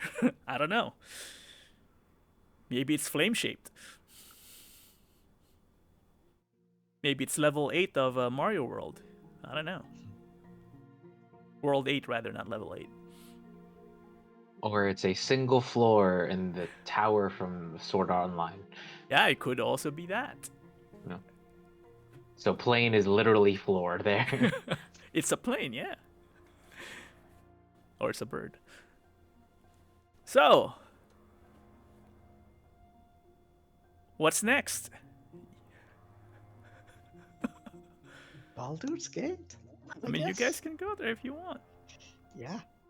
Okay. no I one else mean, has any look. other ideas. Yeah, exactly. Aris True. is not incorrect. If you are going to head south from where you are, you will be passing by Baldur's Gate. That is not incorrect. Whether or not you actually want to stop by Baldur's Gate for some time prior to going or just passing through, that's up to you. Yeah, no, I think Abalcos would want to, as we're passing by, he would want to say hi to his family. So that, and then we If can it's take care. on the way, then okay. But I say no more than like a couple days there. Oh yeah, yeah. No, I totally agreed. We She'll could take a need couple ship. hours. I mean, technically, also, the lizard folk lair is along the way before you head to Baldur's Gate if you ever wanted to go back. Where you first met Ilthane, because Jeff is giving me the weird look, like I don't recall. No. Also, we know Ilthane's not there right now. She's up in where the hell the red wizards are. Luskan, right? The Luskan. Red Wizards are not in Luskan. Red Wizards are in Thay. Shit. Oh. The You're the Arcane Red Brotherhood is Wizards in of Luskan. Thay? If I have to remember all this, you guys have to remember all this. Okay, one thing I want to do is I want to cast Find the Path to see if I can get a sense of direction on this island of Tigalos. And the spell is a little vague. It says I have to be familiar with the place. So can all of the knowledge we have gathered about this place, could that help me find the path? The spell would not give you any good results or any results at all. Reading about a place does not make you familiar with it unless you believe all the news that you read. Okay. Yeah. Cool. He's like, I become more gullible. It points to a puddle. A Google map never helps, man. It's like it's always. I mean, I think I have a map quest. It's not even Google Maps. It's like you were punching in directions in Google Maps. Directions from my home in Los Angeles to Shanghai. Yeah. Great. Yeah, the fastest way is through the ocean, always. Yeah. So we ride to Waterdeep and then take a ship to Baldur's Gate. No, you are already south of Waterdeep, if you're coming from the keep. The keep We're in is Daggerford, right? Yeah. Oh yeah, we are in Daggerford. Ooh. Yeah, you're closer to Daggerford. Wait, Okay. don't we have a river that's close to us? On our fort? Yeah, but that river that does not connect connect to the- south. It connects to the Okay. the Sword Coast, the Sea Oh, of it connects Swords. to there's a mysteriously unnamed lake right here. and in your and to Cathamil's reference, she doesn't know the depth of it, right? Hey, there's also a lake over here. Just every lake we see, Catherine's gonna be like, yo, what's the name of this lake? How deep is it? Is it known? It is known.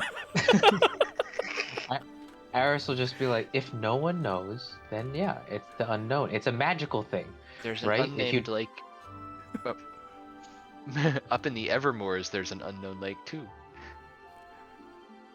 Now we're gonna be scouring the map for lakes. What if it, like, seriously, like, Aris is legit gonna be like, I think it's a chaos thing. Let's just fill some place with lots of water. Don't name it. And we're just gonna pretend. And then the island will appear in the middle of it. Magically. I guarantee you. But we have to not know how deep it is, and we just filled it with water. We hire somebody else to fill it with water and not tell us how much water. Yeah. No, and then to make sure we kill that person. So it's unknown. Wait. We hire some people to dig our moat, and we tell them to dig it to a random depth and not tell us before And then filling we're it. the island. And then we're the island. So we don't have to go anywhere, yeah. If you build it, it will cost. There it is, Blue. Option 5. So the heroes become evil by. It was bound to happen. It was about to happen. Actually, let me see here. When there's no more evil outside, the evil inside climbs out. Maybe we need to go find an old library somewhere and look at some old maps for a lake of unknown depths or something. I feel like I back mean- in the olden days, they didn't have very long measuring things. That might have been most of the goddamn lake. But also, don't we have the library of all libraries with the avatars tools? See, like the avatars Also tools the are Harpers. only. Yeah, but see, okay, the avatars tools is only specific to like magical artifacts, right? But it's not about every single piece of knowledge. The Harpers, yes, have access to a lot, but We there already is asked about this, right? yes, we did, but there's a third source I think which we're not considering. Is there's it's a library which I'm sure Valakos would know about called Candlekeep, which is the largest library on like this side of the hemisphere, I think, or something like that, right? So if we wanted to, we could make a stop and look for information on the island I will even give you of guys Tivolos. this information linked that you can use.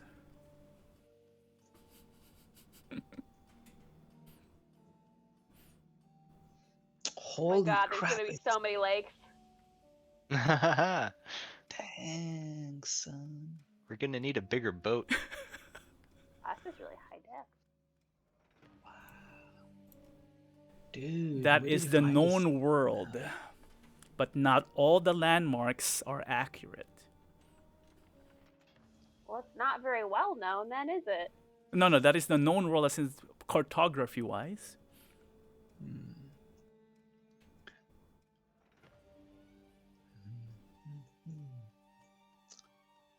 And then, as a comment to researching things, right? Knowledge may be somewhere, but if you really, it is obscure that it's not going to be taking days or weeks. It's going to be months or years. Ooh. Because you have to look for it. That doesn't mean that you will find it, even if it exists. And even a higher roll will probably just shorten it by a few days, if the maximum was a year anyway. So, unless you get lucky. Wow. Yeah. So it's not something easy. It's a very hard, almost impossible task. Unless you have multiple people doing, swarming on this, on specific research paths, and even then it would still take a while to consolidate information. Wait, so Blue, in game, how much knowledge of this world map do our characters have? I would just say at least kind of like the general areas per se. You could ignore some of the names. Some of the names that would sound familiar would be what is in the Sword Coast, I would say, which is the top, Yeah. middle left-ish. Some of the names I have to change for for the setting because they don't really match our world. So I would just say like the landmarking, the topography, you probably kind of know, but the farther you go south and the farther you go east would be more of a question mark. You know it exists, but you don't know what their names are or what's there. But that should give you at least a sense Major of cities. some of them depends. Again, I have to change some of the world, and some of them don't exist in this scene, in this inner setting. Okay. Has anyone ever compared Turil to Earth? Like, how many times larger is this than Earth? Yeah, again, consider this like as a kind of like not an accurate map per se, because some of the scale probably is incorrect or whatever. It's not to scale. It's not digital at all. But someone just kind of like just have a general idea of the span of it. So the Sword Coast is still a large part, but not that large. I mean, we can make an estimation, right? Because from Baldur's Gate to Waterdeep, it took us. But again, the map is 30 not days the map is not to scale. Yeah, no. Yeah. Yeah, no. True, but just like a rough, like a ballpark, because this is huge. This is crazy. Yeah. So a small section it took us 30 days from Waterdeep to Baldur's Gate, and that's like not even like, oh my god. Wait, can you teleport us to Baldur's Crazy. Gate? No, I cannot, unfortunately. We You pay could someone find to someone. teleport us to Baldur's Gate? It's possible. Waterdeep does have some. For sale or do Movements. something faster than 30 days? Yeah, no, sailing for sure. I mean, that's I think, that's the fastest at this time. which you can think of. But yeah, if you can find a mage or some magic user to teleport us, that would be the best. Who did we just lose? Jeff disappeared. Jeff. He is having technical difficulties. Please stand by. Oh, that was fast.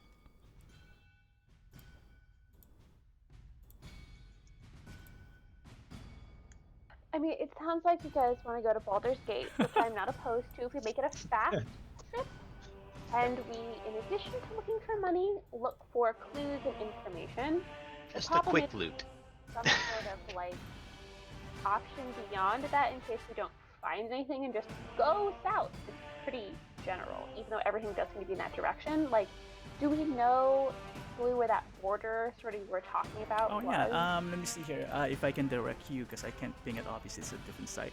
The Border Kingdoms, because I would say that this map would you probably would have gotten kind of like, again, a copy of this map or its representation in the world from the Harpers, like consolidating it, right? So a big map, they probably like spread multiple of them together and then just like, here, this is the world kind of thing as we know it. The Border Kingdoms would be, if you go south of the Sword Coast, you'll see Kalimshan from the Kalim Desert. Let me know if you see the Kalim Desert. I do Yeah, see I the do. Kalim Desert. Go to the east, up to the Lake of Steam. You see the Lake of Steam? How east is that? So It's large. it's the first large I see body that, of yeah. water. Yeah. It's more of a sea of steam. Yeah. So Lake of Steam, south of the Lake of Steam, you should see the black text, the Border Kingdoms. So, was there once a city that was sacrificed to that volcano? No, actually, I don't know. Rather, is my question. Is my answer. You haven't been to the Border Kingdoms. That is really far, though. Blue, where did we initially start the I know we got teleported. The very beginning, Aris. Okay, the very Yeah. beginning. So if you were to start from go back to the Sword Coast, you see the High Moor. High Yeah. Moor, yeah. Okay, so High Moor is north of Baldur's Gate, I believe. Actually, east of Daggerford, where we are, is the High Moor, right? Yes. If you go all the way east, the first largest lake you see is the Moon Sea. Yes. Okay, so the Moon Sea, is it south of the Moon Sea? Hills Farulash. I'm looking for the actual. They may not have it here. It's somewhere in here. The city that you started is around the Moon Sea area. I don't think it's on the map. Holy shit, that's far. Mole Masters there. Oh, and just as a tidbit for Jeff and Sarah, the villain one shot that we played, where you landed, is Mole Master, which is there at the Moon Sea. Right? So the and then the Netherrill location underground that you investigated, where you found the big crystal in that one shot, you recall that? That's under the Glacier of the White Worm, east of it. Do you see it? I will say, I'm just still thinking about. Oh. I feel like I can't say Baldur's Gate's to be on the way anymore, because it's so fucking far away. Seems that if we're going to the Lake of Steam, or Is that where you're going? what was it, the Border Kingdoms? the Border Kingdoms, which are all kind of on the Lake of Steam, that is a saleable location, so a boat is probably the right way to get there from here. Yeah. That's gonna be a long boat ride. Yeah, but see, it'll be shorter if in terms of time, it'll be shorter than going overland. Oh, I completely agree. But I'm Blue's wondering gonna be how like, expensive it would be to charter a little teleport circle there. That's why we need to go to Baldur's Gate to get that gold. We don't Blue's gonna have be enough like, gold roll right for now. shipwreck, roll for shipwreck, roll for shipwreck. Yeah, no. I'll- See, I mean, like, in all seriousness, I mean, it's less the gold. I think it's more the evidence which we didn't uncover in Rachnian's mansion. I think that's what I'm like. I think that will have a lot of clues. Option 6, that fallen. wait. The fallen castle of a floating island. So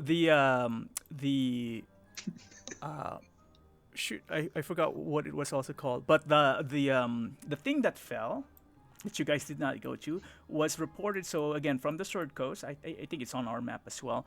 If you go north, you should see the spine of the world. Oh. It supposedly, from the last reports, fell somewhere around the mines of Mirabar or the Great Worm Cavern, around that area. That's a large area. Yep, it is a large area. So that's where the Flying Fortress fell.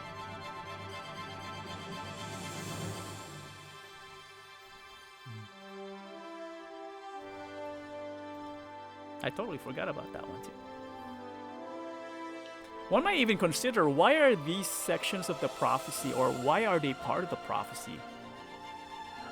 Why do they help with Caius?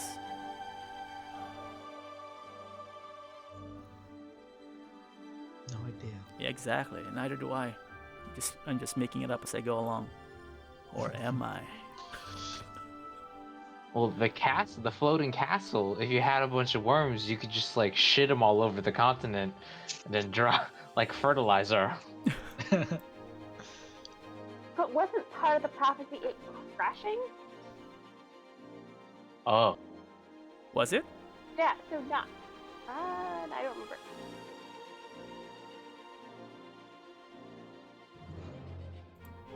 No, maybe it's just existing.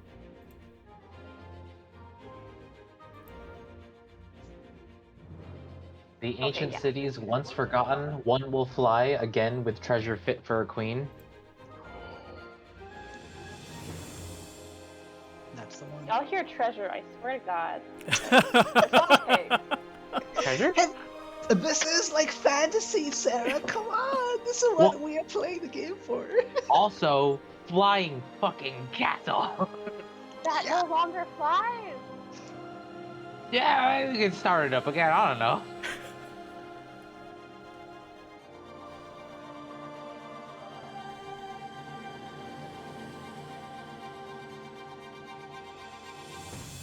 So, I thought we were heading at one direction, and now suddenly we split the No, party. You go here, I go here. Now that's enticing. The fallen city is enticing, but I just feel like it's in the opposite direction.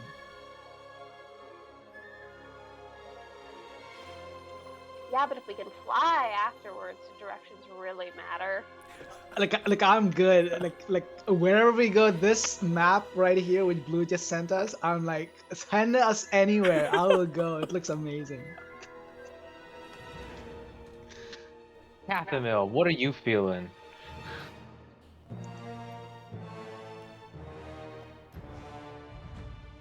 I think we need more information. I think that any locations farther away from us are probably more promising for finding information we haven't seen before. Just kind of general rule of thumb, I feel like the stuff that's close to us is things we're more likely to have heard legends about already. So my bias is we need to get further away, but I think we should balance that with the increased cost of going somewhere further away. So we should find the maximum payoff per distance traveled and go there. Okay, so Okay, so we have a party treasurer. yeah. So let me try helping you guys as well, as far as the maybe potential, not a guarantee, but the potential benefits is going to each of the places you mentioned. Okay, so name one. First one. Baldur's Gate. Baldur's Gate. Baldur's Gate, according to Valakos, yeah, one benefit there.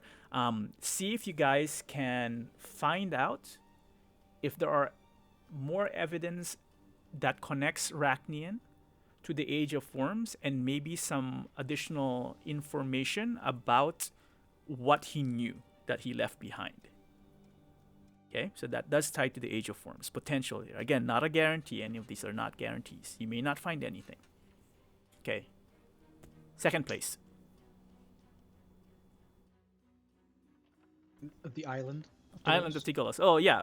I will already say, if you have not gotten my hint, that this is one of the harder ones that you can go directly because you have no idea where to start. But obviously, according to the books, the Fount of Dreams is there, right? And information about the phylactery. Sounds important. Maybe you do need to go there eventually, but it's just a matter of how to get there. You don't even know a way to go there. So that's actually, for me, would probably be the bottom of the list because you have no idea where to start with that one. Makes So sense. it seems like you're saying it's like season 10. No, not necessarily. I mean, you have potentially the means or maybe a way to get to the means of finding it. It's just a matter of, it will solve a lot of our problems, right? Like it will give us almost, probably, I mean, if everything is true about it, Godsbane, the location of the phylactery, everything to know about Caius and how to defeat him. And so it's like the treasure trove, it's a Pandora's box for us. So yeah, I'm assuming it's gonna be very hard to find it. I like the reference to Pandora's box. Yes. I heard the opposite of what we. What about like the plains of with the P? Peth? Pesh. Pesh. Pesh is not a plane. Pesh is a place. I would say that because you already read it, and we read a lot of things today. One of the texts actually mentioned that the fight, I believe, mentioned Toril, right? Yeah.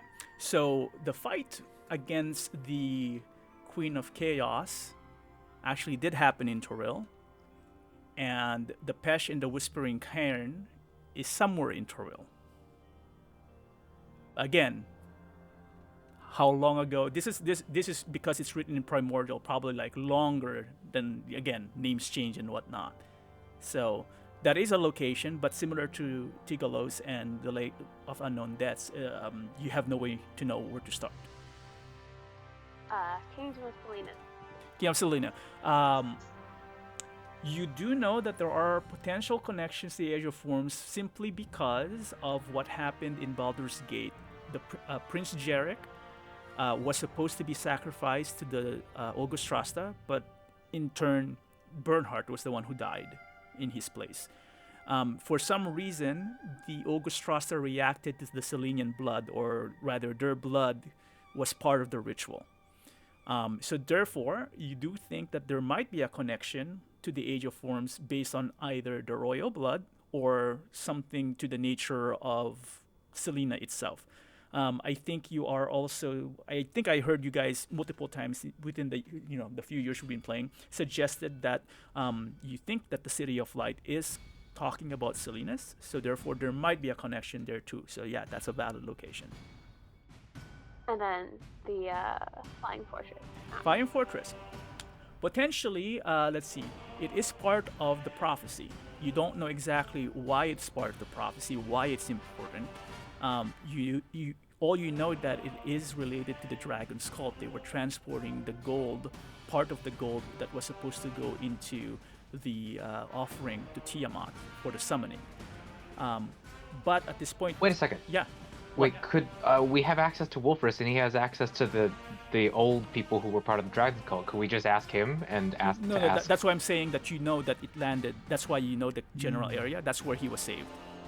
Okay, so that area is between the spine of the world. Let me think here. Wolfris. Sorry. it was Polaris who was on the fortress, right? Not Wolf. Because like, wait, Wolfrus was always with you. You kind of tricked me there for a second, but yeah. But yeah, so that's why you know the location. You don't know exactly what occurred because you didn't get a chance to ask Polaris. Can Wolfers commune with Nope. Polaris inside of Nope. the? No, unless you want to dive in that world again. I don't know how you're gonna incite that. Sophia will physically hold him back. But yeah, so aside from the fortress being potentially, again, whether you believe it or not, part of the prophecy. If it is part of the prophecy, then it's connected somehow. You don't know how important it was, right? But it was, consider it was. But if it's not part of the prophecy, then it might be a wild goose chase. This flying fortress crashed? Yes.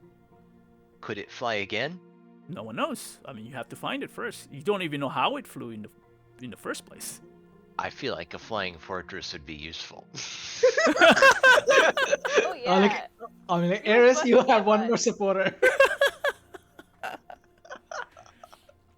It was a So it's- it was a flying almost like a mountain.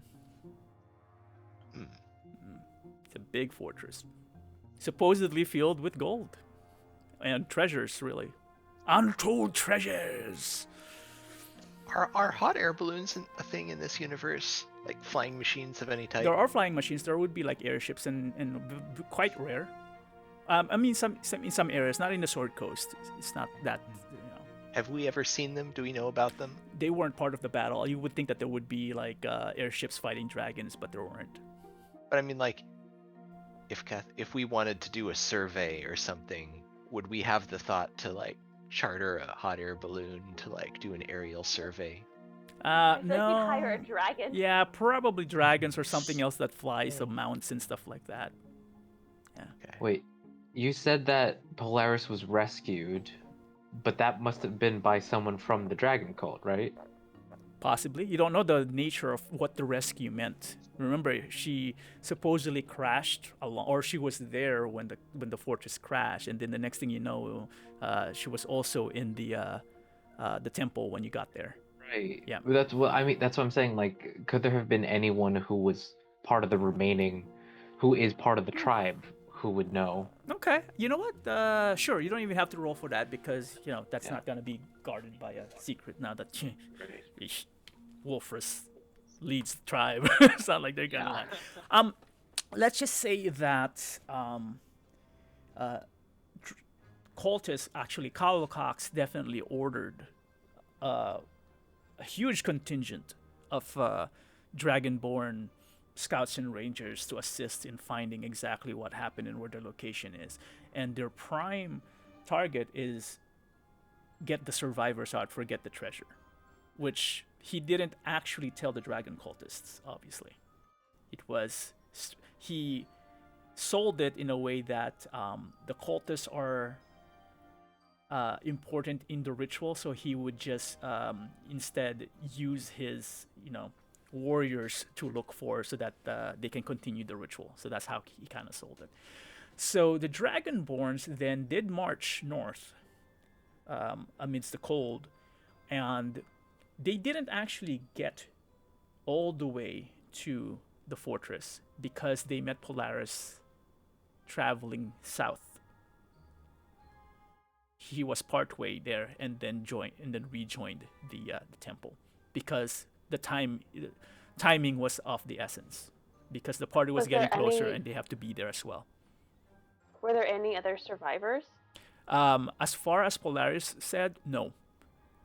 However, the travel back to the temple, Polaris would, or in this case Wolfrus back then, would have told them that the heroes of Waterdeep did attempt to stall or take over the mountain. That's why there was such a fight.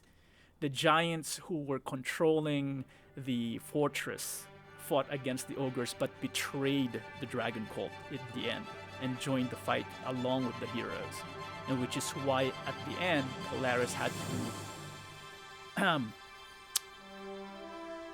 let me try to stay. If I'm saying too much, no, that's fine. Polaris would say, Polaris had to damage the crystal to crash the fortress, to take the fortress down, and take everyone with her.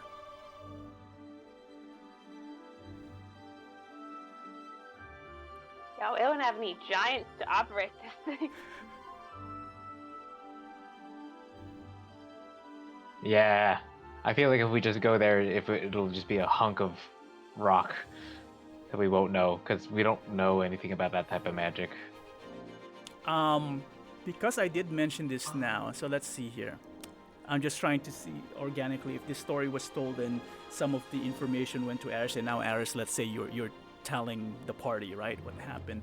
I would say Cathamil and Valakos? No. Let's start with Cathamil first. Go ahead and roll me a history after hearing this story. Wait a second. I forgot. I have the ability to give you not advantage, but a plus D3 Oh. to ability checks. So every time, just add a D3. All right. Let's see. Can I do the situational bonus 1d3? Okay. Let me see if I can. Wait, are there D3s? D4? No. It's just D3.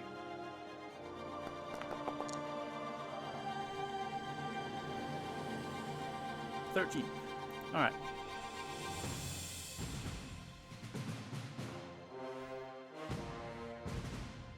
Would Cathamil know?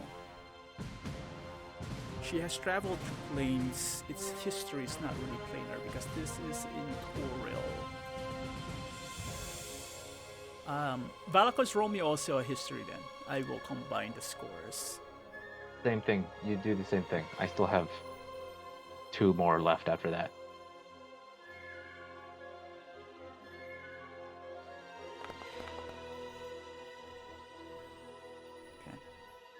Okay, so I would say what happened would be, as Aris tells the story, Cathamil would, something would, from the history, your learnings as a ranger and stories being told, you just toss some ideas out there and Valkos would pick up and you would brainstorm on some commonalities.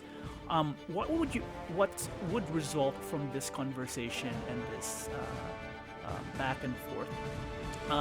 The description coming from the second and really third hand description now, coming from Aris of the Flying Fortress, would actually remind you of tales of old in the past, when back then, as a reminder, the Netheril or the Netherese, it really depends on what region. Some people call them Netheril, some people call them the Netherese. I think I mentioned it before, but as a reminder, like this culture of humans, well, they're not really humans, but they're Netheril, were really powerful. They were once the culture that pretty much conquered magic, according to history. And they lived in flying fortresses. Their civilization was based off mountains that flew. That's how the story was told. And usually, supposedly in history, you know what? I'm gonna write a journal about it, and then I'll just put it there so that you guys can read about it. Because I realized I don't. Oh no, actually I can't because it's not an artifact. That's the reason why I didn't write it down. That's right. Okay, it's history. So these fortresses were powered by large magical crystals. Okay, and what happened was, because they lived in this magical city, both as a showmanship of their power, but also, hubris. They seem like no other race is as powerful as they are. At one point, and this is a story I know I told before, at one point there was one wizard, a Netheril wizard, who was so arrogant, saying that they have conquered magic, that they tried to kill the goddess of magic, rather, Mistra, at that point. And he created this magical spell to do so. And guess what? He was smart enough to do so. He was able to create a magic to kill the goddess of magic. But what happens when you kill the goddess of magic? Their magic disappeared as well. Yeah. So all their kingdoms fell to the ground, Oh. and the wizard was named Karthus, and the spell was called Karthus Folly. Because of him, it took every civilization back to basically the Bronze Age of magic. Because as their kingdom fell, and that's how the Netherrealm kind of like died out. Only a few of them who weren't in their flying fortress were able to survive, and none of them were like the high and mighty wizards, right? So they killed the source of magic, and it worked, and it killed basically their empire. I love the irony. Yeah. So this Until the flying goddess of magic was replaced by another goddess, or someone came to godhood and became the new goddess of magic, and then the sundering began and things like that.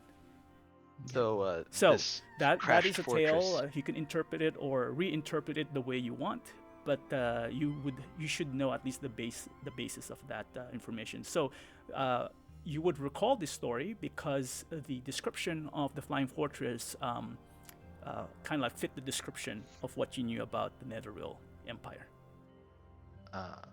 So this fortress that we want to Are you go saying something, find Max? that Because I can hear you. Yeah, You muted. sorry. Oh yeah, I Uh, can hear him. I can can I see see can him. hear him too. Mouth moving. Okay, so this Nope, fortress I that can hear we you. Wait, Oh, can you Blue, hear I us? think I yeah, I think can it's hear you your- guys. Test, Oh test, wait, test. I can't hear anybody. Yeah. You guys can hear me, though. Yeah. Oh, it's I can hear me. you. Yeah. Oh, It's hold you. on. Hello, hello, hello, Testing. hello. 1 2 1 2. Test test. 1 2 Anyone say something? 1 2. No, I Test don't hear test. you. Okay, Jeff hold is on. talking. Max Hi, is talking. Jeff is Test. talking. Max is talking. Test What? test test. Sarah, what's wrong with these guys? Testing. I stopped asking myself that question a long time ago for the sake of my own sanity. Testing. Testing. Okay, say something again. La la la la la la la. No, wait. La la la la. What? I'll wait for Blue. No, I want him to tune in the middle of that. I feel like I want the ability to just instantly turn my video feed into a GIF.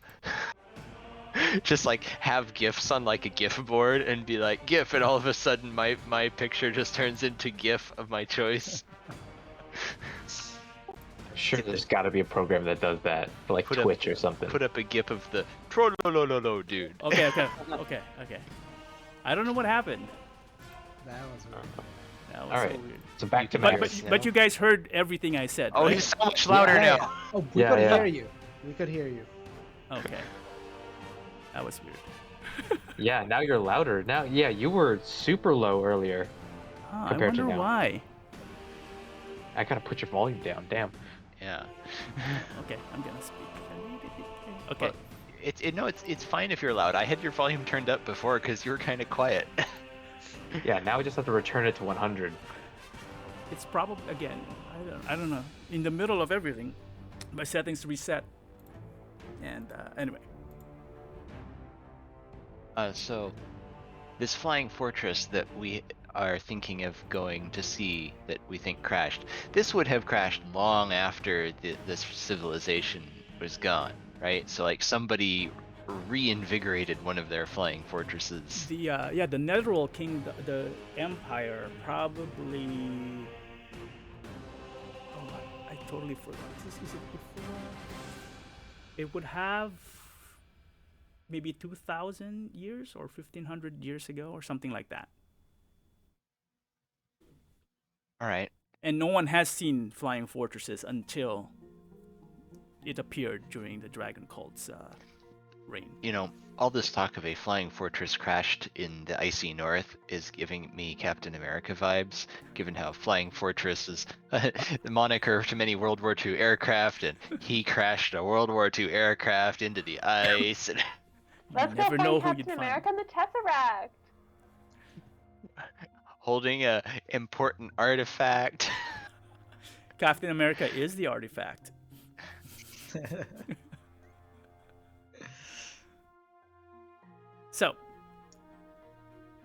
Yeah. So that was a long. How did we get there? 'Cause someone was asking about the flying fortress. Okay. Yeah. What was that? Yeah, what? Sorry, there's this new emojis button. I was like, what the fuck is that? That was Oh like my a goodness. watermelon or something? That was a No, watermelon. that was a flying fortress. That is so crazy. What is this? Where are you doing that? Okay, I want to know how to do that. Yeah, where in Discord is that? I mean, it's just on my little bar. There's the like the disconnect button and the mute and like the camera, and then there's the emojis button. I don't have it. Anyway. Max, do you have Nitro? No. Because I don't have access to the UFO. It looks like I only have a couple. Oh, Yeah, I click also on only have a couple. no, click on the little down arrow, or just hit the search bar. No idea what they're talking about. Me neither. Like, I don't see it. It looks cool though, whatever it is. Do you have to update Discord maybe? But yeah, it's like on the actual Discord video, it's like what you said, the mute, in between the mute button and the disconnect button. Gotcha. I mean, I have the option to kick you between the. Nitro definitely adds more though. There's a button that tells me so. Oh yeah, there's a bunch more stuff. I think you might also be able to do gifts. Oh yeah, in the final. Wait, we did Baldur's Gate. We did the Salinas. We did We did Island of Tigalos. Tigalos The Fortress. Spire of Long Shadow. Fire of Long Shadow. I think I already described that originally, right? The Spire of Long Oh, yeah, Shadow yeah. will be based on the Harper's Balakard's research, saying that this is where Kaya supposedly either ran his experiments or actually achieved godhood in Kuluthmar. Okay. And that for that we have a one-way scroll Yes. to get there. So if that is way south, it could cut down our time to get south. But then we'll have to find some other transportation afterwards to get We to have the scroll to where? to an unknown, or sorry, to a location somewhere in the south where this Caius's ancient stronghold is. But we don't know where it is. It is just somewhere south. Is Kuluthmar on that big map that you? Oh, never mind. I mean, it might be, but it may not Is be it- called Kuluthmar. Would it change things if we could determine our coordinates once we arrived? Well, no. I mean, like, does that change any of our calculations on how much we want to go there? Are you asking me or are you asking the group? I'm asking the group because Cathamil is a former ranger and has some skills around navigation. She can read the stars. You can Yeah. only get so accurate, though. But General if she area, if yeah. she got a world map, she can put the dot on the map. And so okay, so suppose we teleport there, and Cathamil can roughly pinpoint where we are. Then maybe we could try to find some civilization and ask around what village this is, where we are. So that could help us, narrow down where on this giant map we are. I will say the one caveat is it could get us very far south, but if it gets us inland as well, it might end up taking the same amount of time if we have to make up the travel over land. Like, it's a crapshoot, really. What if we charter a boat, teleport, read the coordinates, then tell the boat where to come meet us? And then wait for it months later. Yes. Well, I mean, we start doing our questing, and when we're done, the boat arrives to take us home. Just call the boat Uber. Yo, Yeah. ready. Hail time, 3 months.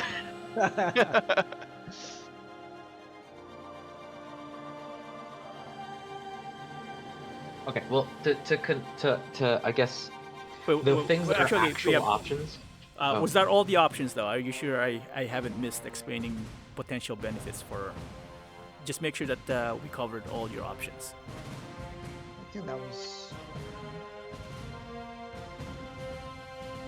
You only talked about the Kingdom of Salinas, right, Blue? Yeah.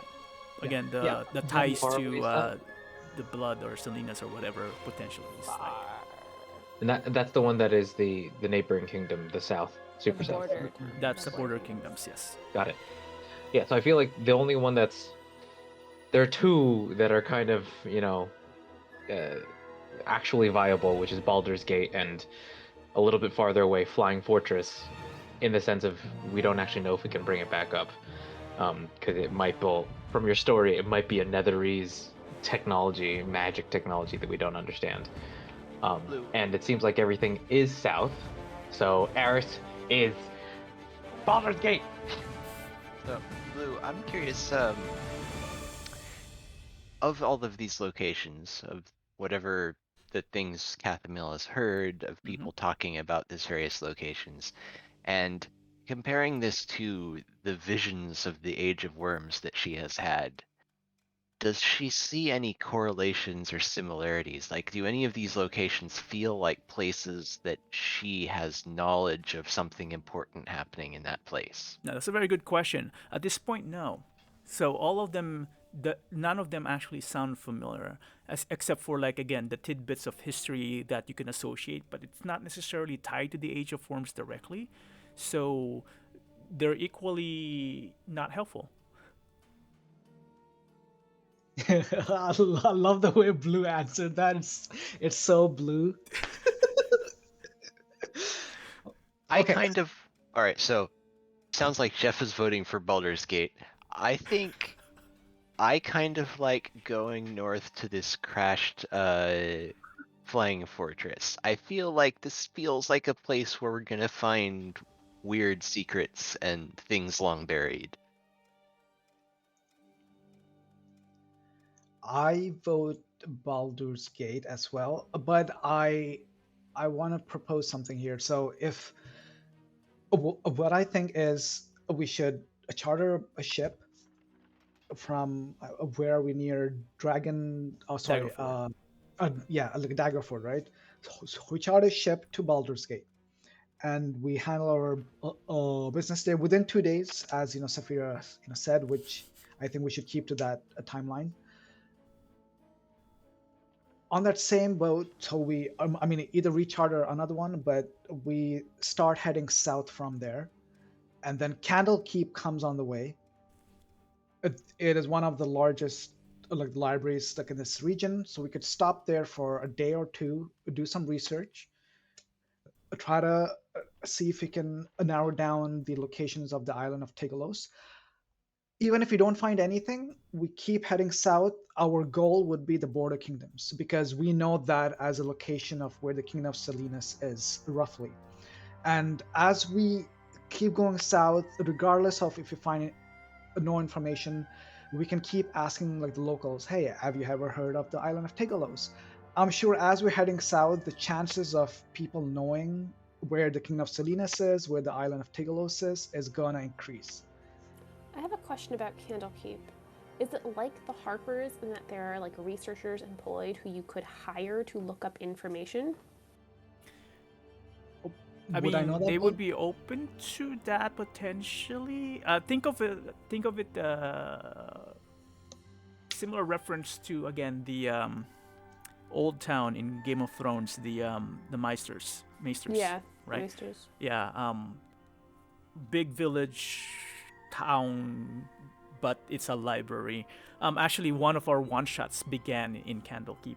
I don't know if you guys recall. I remember, yeah.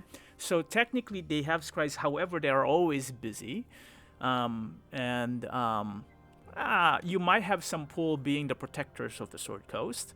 Having that title and all that. You can potentially see if you can send word to Candlekeep to assist with that. You have some pull with the councils in different cities now as well. So yeah, that's a viable path. as well.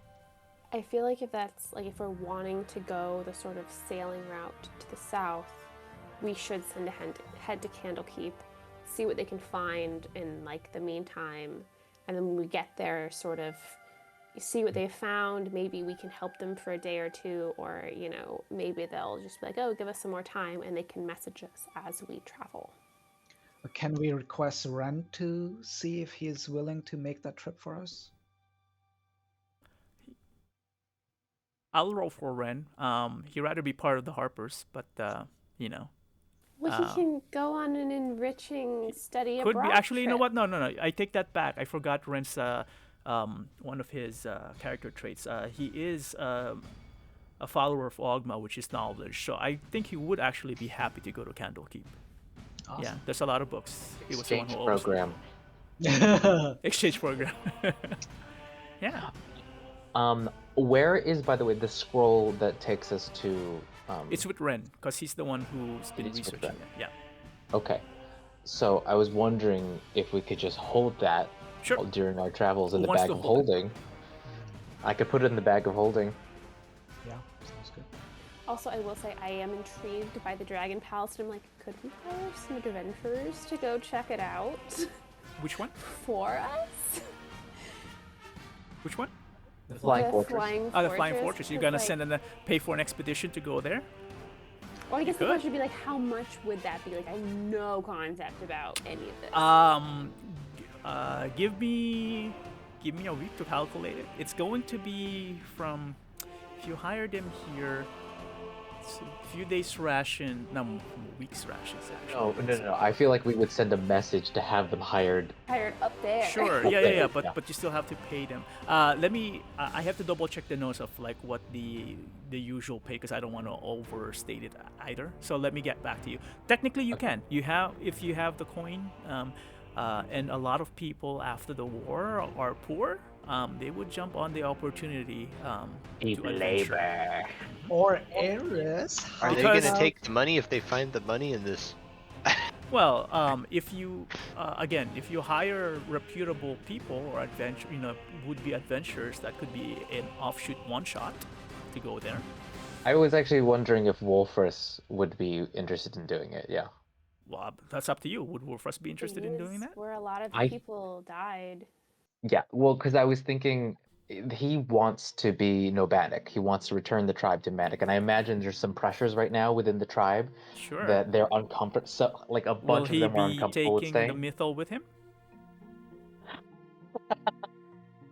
I need an answer though. If you are Okay, serious. no. Well, okay. I need another answer from you. Is Okay. would the dragons and the elves be okay with working with him, like coming up with him to help protect the Mythal? No, Okay. they would not. They would not see any value. To be honest, their But value maybe right now some- is rebuilding their kingdoms, or the politics and the rebuilding. The leaders Maybe of each Wolfrus nations would be. doesn't go though, but like maybe the people who are like some of the tribes who are itching to go could kind of go on that errand while he and others stay behind. That. Yeah, we could do that. Yeah. And again, like I said, we can do a one shot on that if you guys want to. All Sure. yeah. Dragonborns. That would be fun. I will say at least one of them has to have sending so that they could send word back in case they die. Sure, you can have sending. But yeah, so if you want to plan that, if you want to just put that as a note that we sent some people there, it's gonna take some time for them to send word back, or get there and send word back. Sure, that's fine.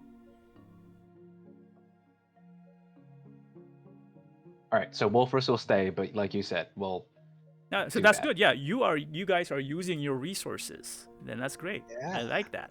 It's a new feeling. You are delegating. That's perfect. But I think Saphira would be like more than happy to like fund them too. Like I know that they have some money of their own, but like you're technically doing this like for us, so like totally will like give funding and stuff. And then, as Saphira, might be explaining this to everyone. I'd inch closer to Saphira, and see that's why if we go to Baldur's Gate, we could fund even more. Saphira's gonna smack back. Is this potentially a Morgan Hoke situation as well? Oh, if you wanna send Morg and Hulk, potentially, sure. They could join Wolfris's people. Yeah, so up we can north. have two Dragonborn. If Sarah and Jeff would want to roll character, or we can use some of the smugglers again, or the mercenaries rather, and join Hulk and Morg North. I'll allow that. I'll think about it. I can think plan that'd be about it. super cute. Yeah. Yeah, actually. Yeah. Yeah, and they're not part of the main campaign, so they're expendable.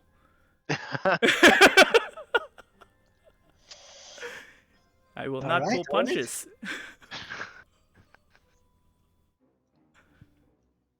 But yeah, if you guys want to do that, I'll plan for it. Okay, all right.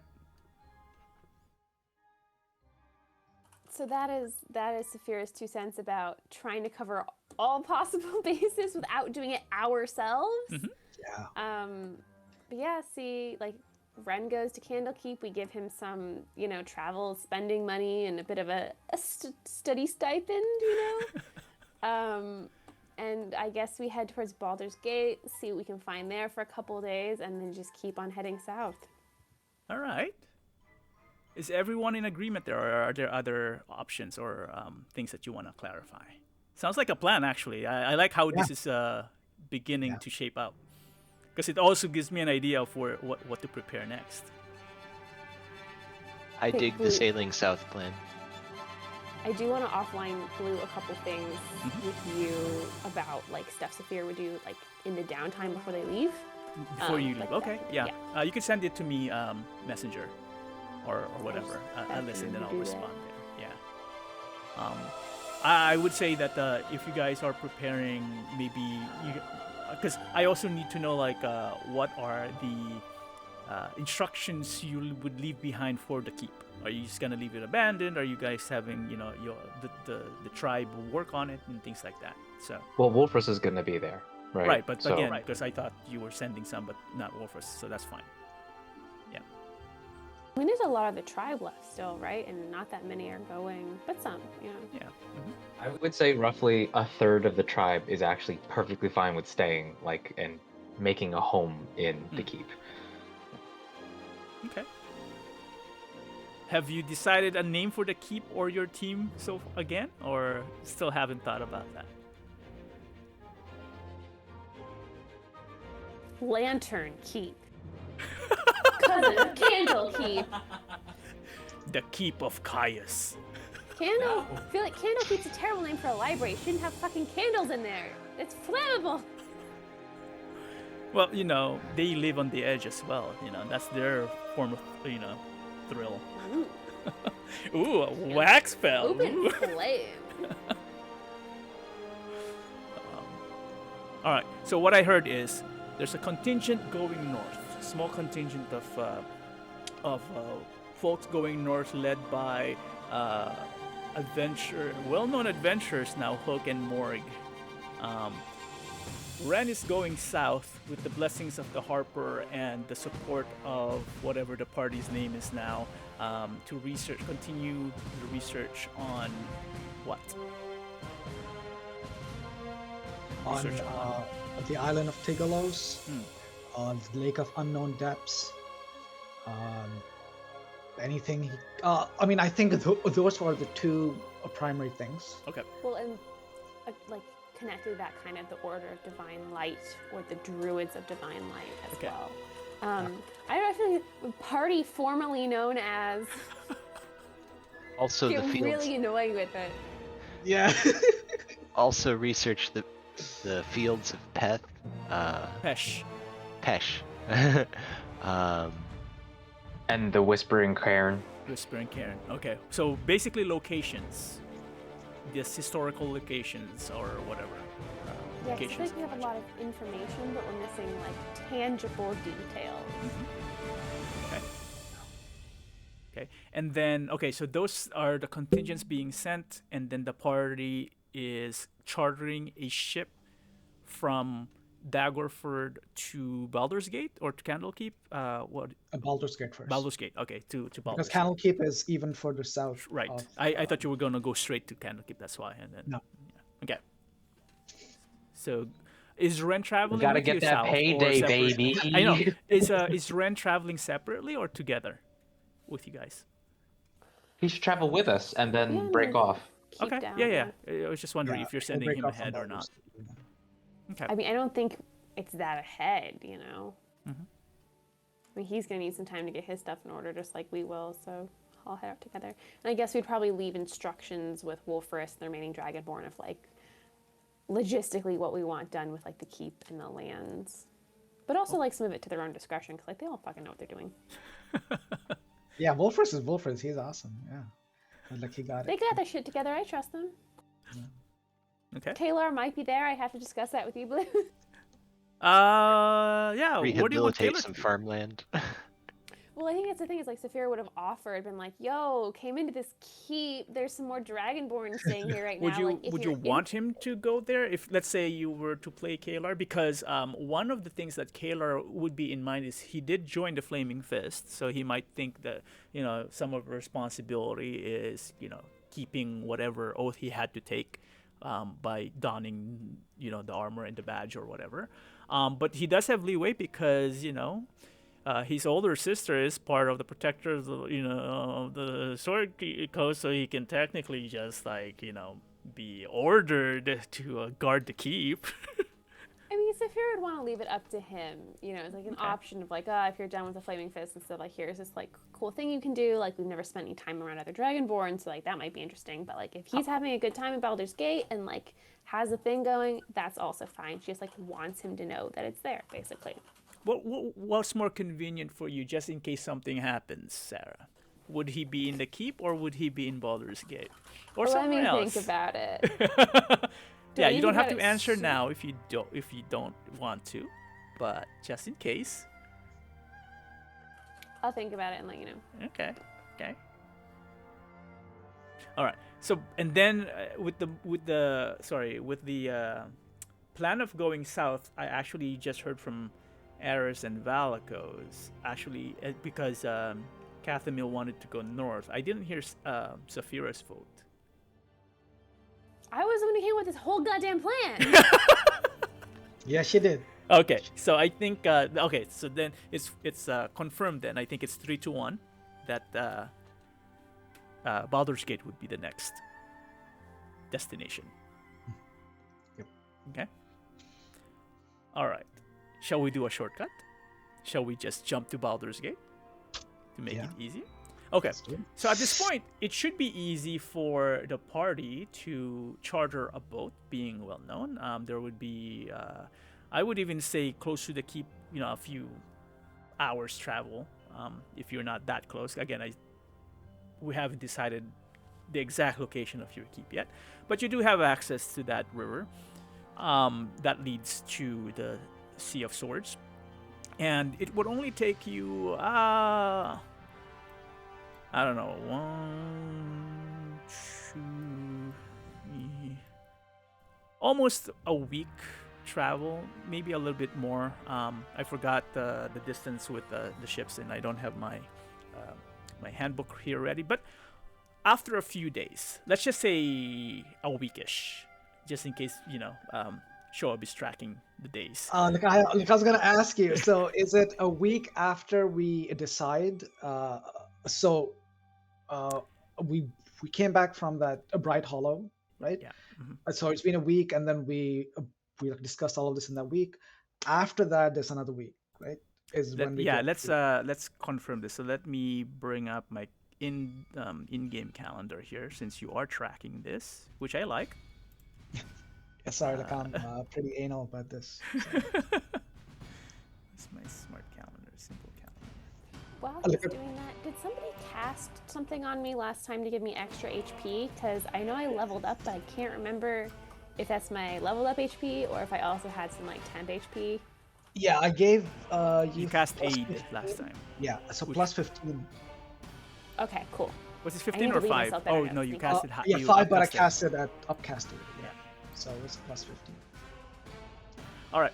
So let's say it is technically fall. I haven't actually been paying attention too much of the seasons, but there is a simple calendar that I'm working on.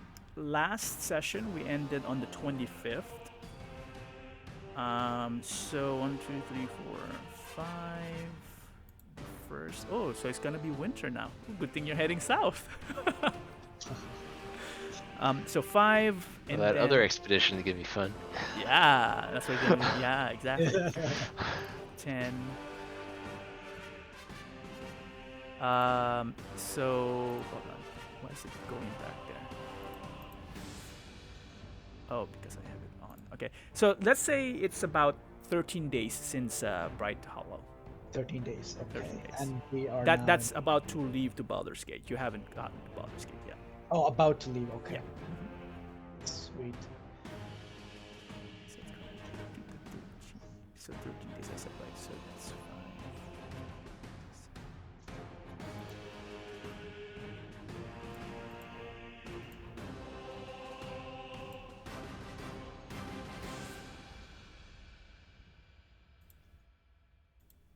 There we go.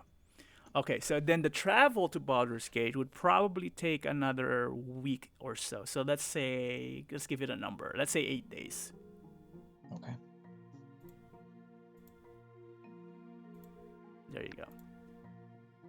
And they would be commenting as well. The people on the ship would be commenting that it's a good choice that you are all heading south, as harsh winters are upon us, and with the recent events, I'm not sure how many people. The large cities probably more so than the smaller villages and towns have been ravaged. How prepared they are for the cold coming. So they don't blame you for actually, heading south, as some of the people are probably doing the same thing. Those who are able to afford a ship, but those who can't probably are traveling by land. So after the 8th day, yeah, go ahead. Sorry. There's one thing I wanted to do. Mhm. I think in all this time, ever since Eris came back, I wanted to ask Eris. I mean, and Jeff isn't there, but I wanted to ask, how did you become so buff? What happened to you? Yeah, you could do that while traveling on ship. Yeah.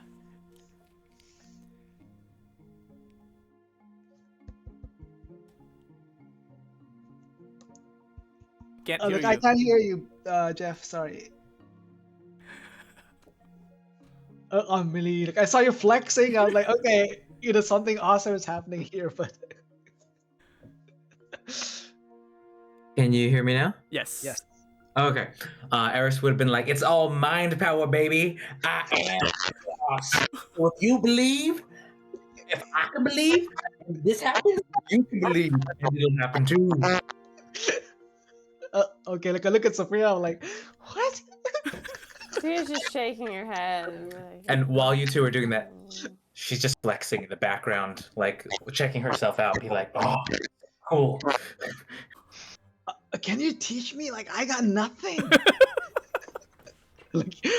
His strength is what, 10 or 11? And Sophia's yet, like, I need a new book to distract me. and yet he carries a big sword. All right. Anything that is other than that? Anything else that happened on the boat ride that you guys want to cover? Do we still have the Avatar's tools with this? Yeah. I Would think reading it any more help us uncover anything, or is it at this point we've gotten kind of what we can? For now, you gotten what you can. Yeah. Until something else triggers it, and then I'll ask you to roll some dice. Are there any more picture books that Eris can read? She really likes the ability to mend things. Not that was available in the keep, unfortunately. Were there any longer books? Not something that you know what? Here's actually what I'll allow. If any of you are interested in learning the ability to either be a herbalist, an alchemist, or basically there would be some books around alchemy, a book around foraging, that would be herbalism, right? And what's the other thing I'm thinking of doing? Give me a second here while I look at this.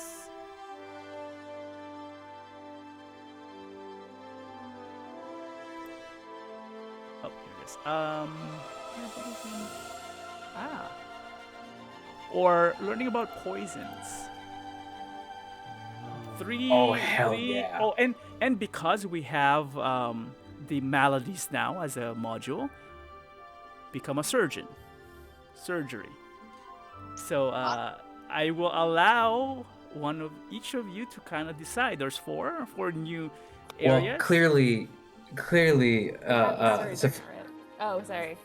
Saphira has to be poisons, right? Because that's what Ball would want. I don't care what he would want. He just wants forms in nature for nice little herbs. He's like, I can learn poison if it's helpful, I guess.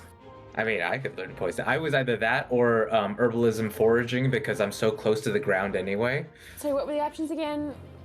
Herbalism? I said poison, alchemy, herbalism, and medicine or surgery. So, medicine. Like, I'll be interested in medicine. Like, I'm already proficient in it. Would that help? No, so proficiency in medicine doesn't mean you're a surgeon based on the new mechanic. So surgery is a different skill. Proficiency. Will proficiency in medicine help with the surgery? It would help in assisting a surgery, not necessarily in surgery itself. So medicine can stabilize a surgery. Surgery takes like 30 minutes to an hour per roll. And the surgery allows you to, again, in case someone unfortunately receives the end of a natural 20, again, you could lose a limb. Surgery can allow you to, put a prosthetic on, or save an eye, or save some body parts, things like that. I would love to try out surgery. Okay. Hey, Cathamil, let's see. I have a little bit of inclination to surgery, some inclination to herbalism. I mean, I'll allow, if someone wants to, overlap. It doesn't have to be, individual. I'm not gonna stop you guys saying like all four of you want poison. That's totally fine. I kind of think we should split up. I think so too. I was leaning towards herbalism. Okay. Because Cathamil could also do alchemy. Nobody has been interested in alchemy yet.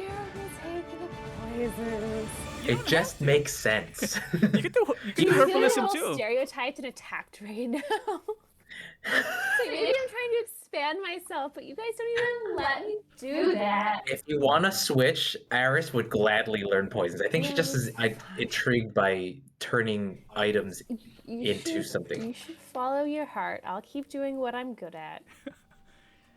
Valko sent you 2 poison vials. I'd like to help start your venture. Okay, so as a reward, let's see here. Not a reward. As part of leveling up, rather, I would give you all the minimum skills. Let's say you've been starting to working on it, and then the ship ride and whatever will include that. So, Saphira, you would also get the skill. Let's see, tool proficiency. I will give you the poisoner's kit proficiency update. And then I would give you. I would manually shop for the kit for you. So poisoner's kit. Okay. You have 50 gold pieces on you, right? Oh yeah. Okay, so I'm just gonna buy this for you. Actually, do you guys have access on your character sheets? Do you guys have access to the shop, the mundane shop? So on your character sheet, if you open it up, on the top right, the 3 dots, does that show equipment shop? Yes, it does. Perfect. Okay, so things that you can buy there are usually like the common items from simple to expensive, I think. I think I bought the poison kit for you already. Let me just double check your inventory. or maybe I didn't click on it. So go ahead and for Saphira, go ahead and buy the poisoner's kit. I don't think there's a surgery kit, Valakos, but check for me if you can. You can search for kits. Hold on. I see airship as 20,000 GP. Oh no, Can no, we no, no, no. buy? Before you no. Before you buy things, you have to clear with me. There's no airship in this part of the world. So. Jeff, there's a skyship for 100,000. Please. This is so crazy. Wait, so where are you guys looking? I have no idea. So top right, Top right, there are 3 dots. Right to the left of the rollable X. table. No. 3 dots, and then there should be equipment shop. It needs to be inside of the main window. If you pulled it out, you won't see it. On the character sheet, right? Not the Character chat. sheet. Yeah, Okay. not the shot, the chat. Gotcha. Equipment my shop. God. Yep. I see it. Thank you. Jeff, click on Star Mod. Stop. It's a spaceship. That it just links to like the not the encyclopedia, but the list of things that have a price. Okay, I'm. Don't make me regret showing you guys that you have the access to that. All right, Aris, you wanted the herbalism, you said? I just want to make sure. Did we get all of the ones, or did you give us 5 or 4 things? 4. Okay, so it was just making sure. Poison, alchemy, surgery, and herbalism. Yep. Okay, so yeah, herbalism, Aris will take. Okay, so I will give you the herbalism kit. Actually, a proficiency in herbalism. You go ahead and buy the herbalist kit. Cathomil, you wanted what? Alchemy? She was thinking about alchemy. I have an inclination towards surgery, though. I don't know. We could have 2 surgeons if you want. That's Yeah, fine. I Might mean, not. it's always You know- good to have 2 surgeons. It might- Yeah. I think that might actually be a good idea. Okay. Do it. What if one of the surgeons has a limb cut off? They can't operate on themselves. It would be a disadvantage, yes. Surgery. Can Aris also start along the alchemist path? I feel like it goes hand in hand. No, you get 1 for the Okay. level. Yeah, Cathomil will do surgery, I think. Okay, there's no you don't get to buy one because I don't think it's a homebrew mechanic. So I'm just gonna give you proficiency in the surgeon's kit. Okay. Oh, Blue, Cathomil does not currently have any money on her character sheet. That's not my problem.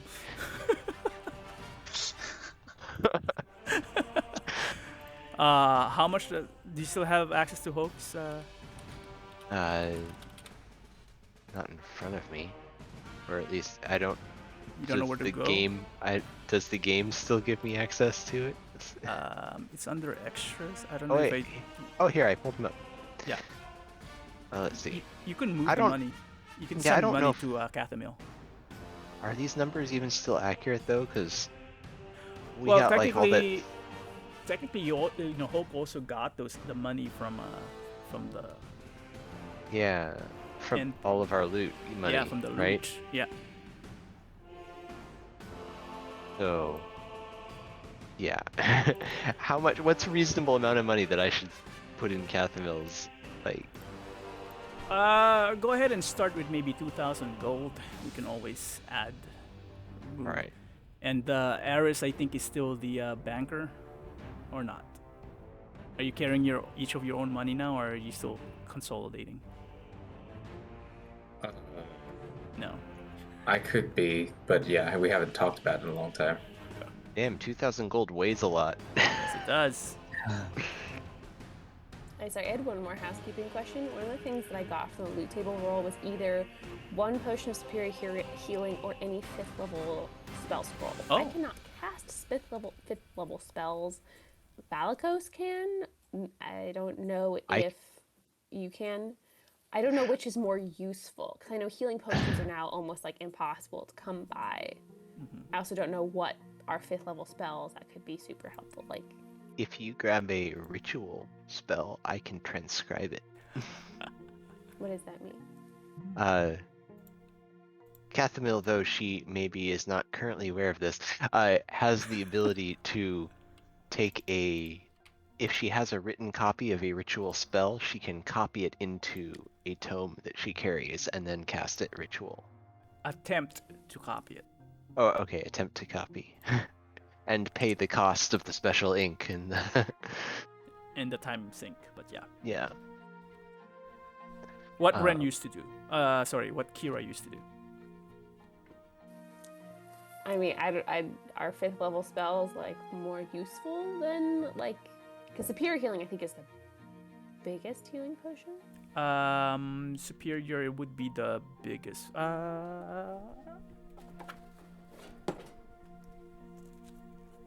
While you're looking that up, I'm looking at the Supreme is the biggest one, which I don't. What's think we Supreme? Have. Yeah, Supreme is 10d4 plus 20,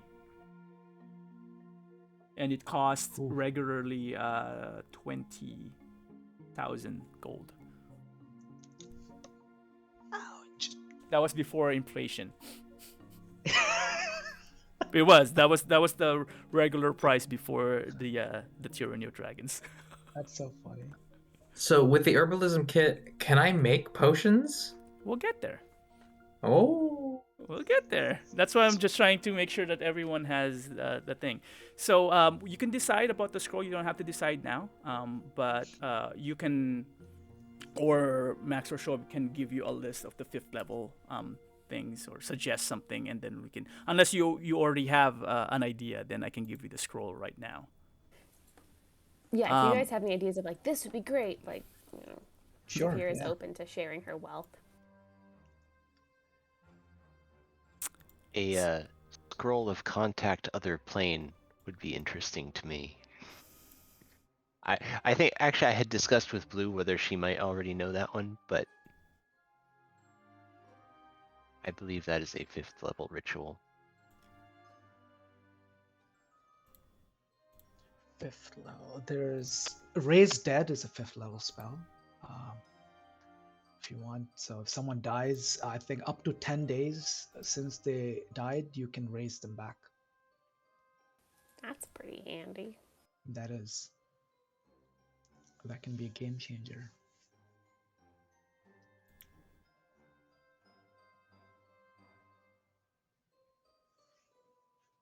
I do feel like that would be a useful thing to have in one's back pocket. Just sit there and hopefully never use, but Yeah. There's some powerful ones too, like things like Flame Strike or a Greater Restoration. I mean, I'm only speaking all of the spells I have in my list, of course, but I'm sure there are a lot more out there. But Raise Dead would be one of the top tier ones. So Jeff or Aris, if you on the tab on the right, do you have an item list? I can't remember if it shows up in item or journal. Maybe journal. No, I think it's item. Create item recipe manager.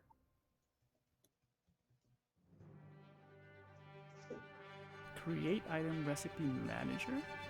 Like that's what I see under items. Oh, if you click on that, what shows up?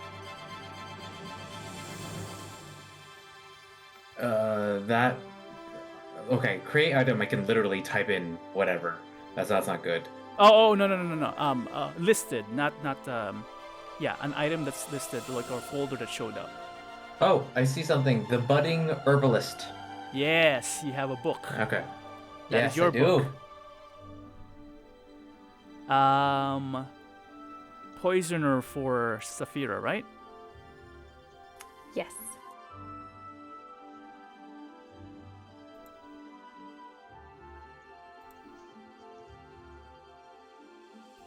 Get the first book. The surgeons don't actually get book, unfortunately. No books. No books. Under Did items, you you should just- see a book, Saphira. So now, in addition to magic items and common items, we can find all these things in the wild. Is it in my inventory? Under the book on the panel on the right, on the chat panel. If you click on the item section, which I think is the third one. Wait, chat? Wait, what? On the chat, on the top, where you have the different icons, there's an item. Wait, sorry, is this in the character sheet? No, not in the character sheet. Where are we? So on the right side of your screen is the chat box, right? Yes. Okay. On the top of the chat box, you have the icons, right? Oh, One of those icons okay. is an item. You now have access to one book. Aha. There's nothing there. There's nothing in the book, or there's nothing in the There's items? no book. There's no book. Where did you find the book, Jeff? When I clicked on journal, it just popped up. Oh, in journal, not in the item. It's in the journal. Yeah, in journal. Okay, so it's in the journal then. Under what? Actually, you know what? I I'll only do? have the folders you gave us originally. Let me test it out on my end. Mine is really slow, so I could just reload it. Well, I just tried to go back to get it again. Like I closed it, and then I don't know how to access it now. Let me see. Nice. Search.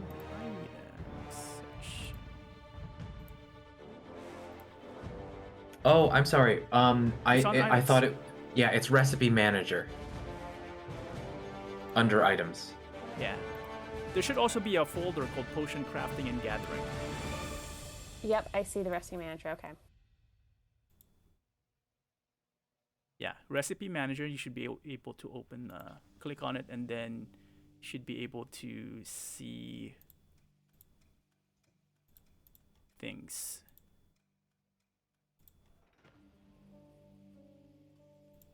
So, with that said, who is proficient in nature? Valakos is. Wow. And I think Cathamil is. Cathamil too. yeah. Cathamil is. How about Aris and Saphira? I'm proficient in survival. Survival is not good enough. No, it would have to be nature. Because this would be... you know what? No, I take that back. Some of them are survival. You know what? Saphira and Aris also have survival? I do not have survival Oh. or nature. Or nature. Okay, then I would say that then between... Okay, so 3 out of 4 would be allowed to forage then. So, you know what that means? I have expertise in nature.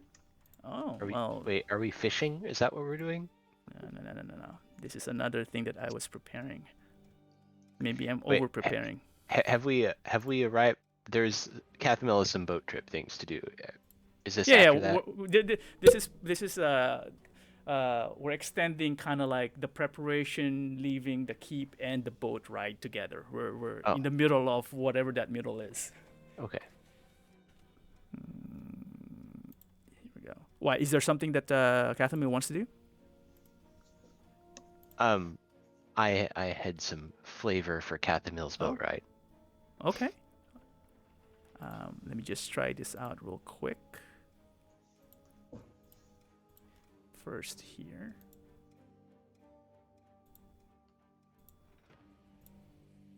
Okay, I think that works. Okay, so then I'm gonna extend this to the 3 of you. And hopefully it works. So I said Valakos, Cathamil, and Aris. Under journal, you should have potion crafting and gathering journal, correct? Yes.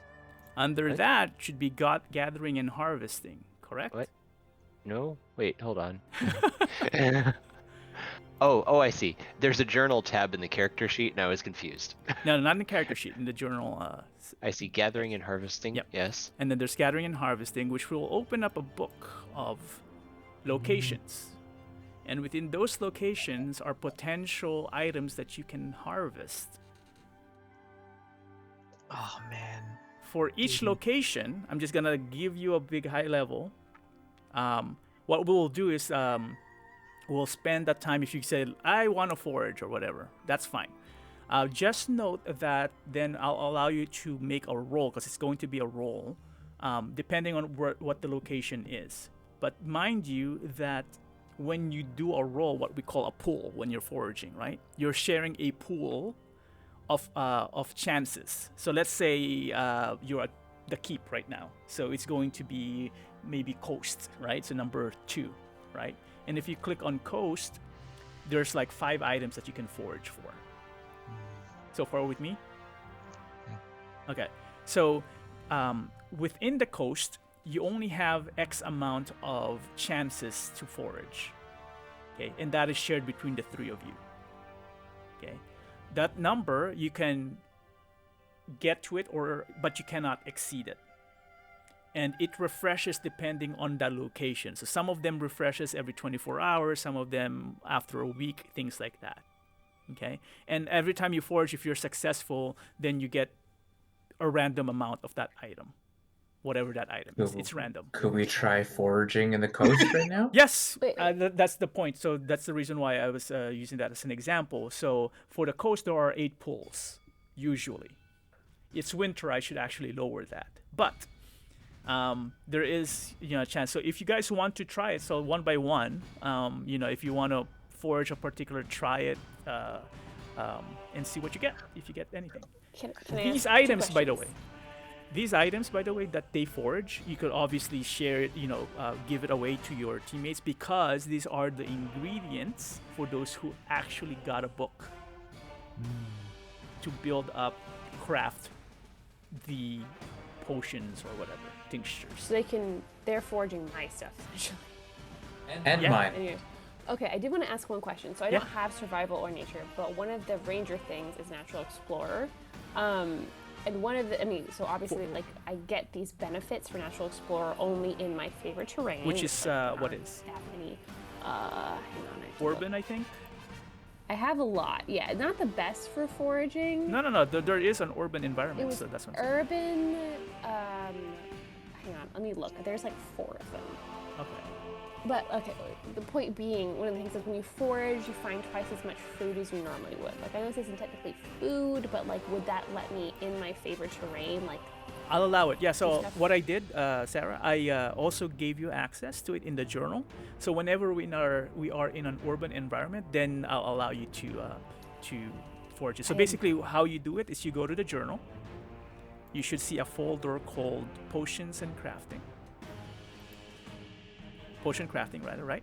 And if you click on gathering and harvesting, you'll see what I was talking to them about. So number 10 is urban area. So when we're in urban areas or locations that you have proficiency in, then I'll allow you to also, if you want to, cool. take I your have chance to 3 pull. locations actually. Yeah. You would be location specific. Yeah.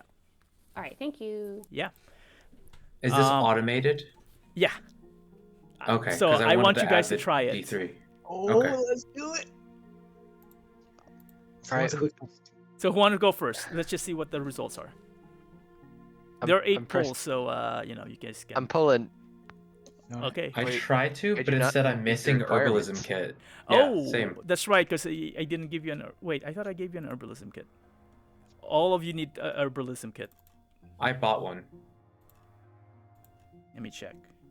Do I need to buy it or something, or is it? Yeah, you have to buy it. Oh, let me equip it and then I'll try. Yeah, you don't have it in your inventory. Oh, no, you do. You do. Never mind. My bad. I equipped it and it still said I'm missing it. Okay, so maybe it's not working yet. Herbalism kit is there.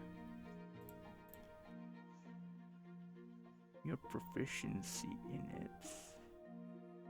Okay, let me try it on my window.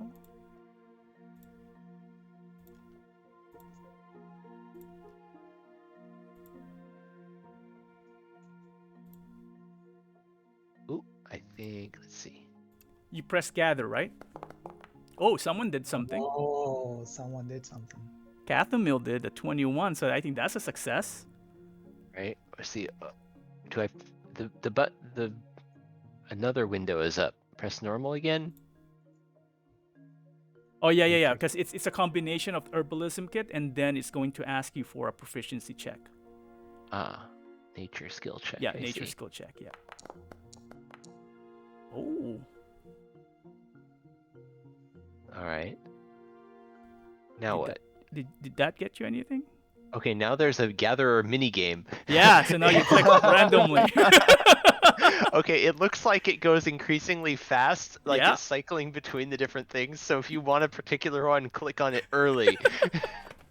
Wow, this is awesome. 8 lightning moss. Oh, you got. Oh, yeah.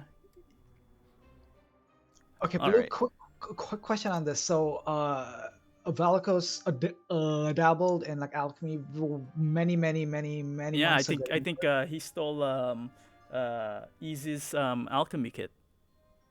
Or something like that. Yeah, No, yeah, no, I yeah. think it was Aris who stole Easy's Okay.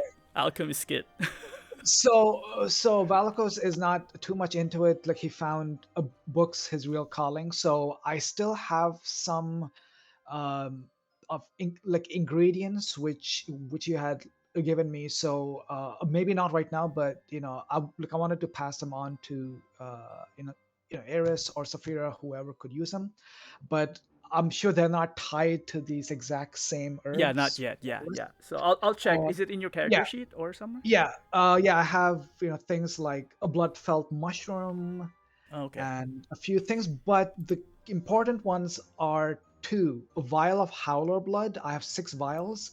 I'm assuming like an alchemist can use it in some potion, and then I have more than 20 vials of white dragon blood.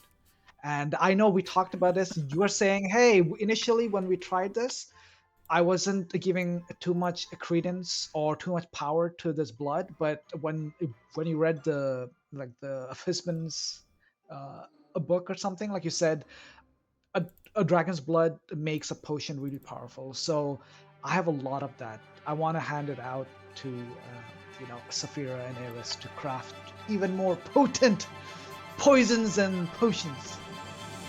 I don't recall saying any of that. I do, I do, sir. Do you guys want me to tell you what Lightning Boss does? Yes, please. Alright, so I got 8 of them.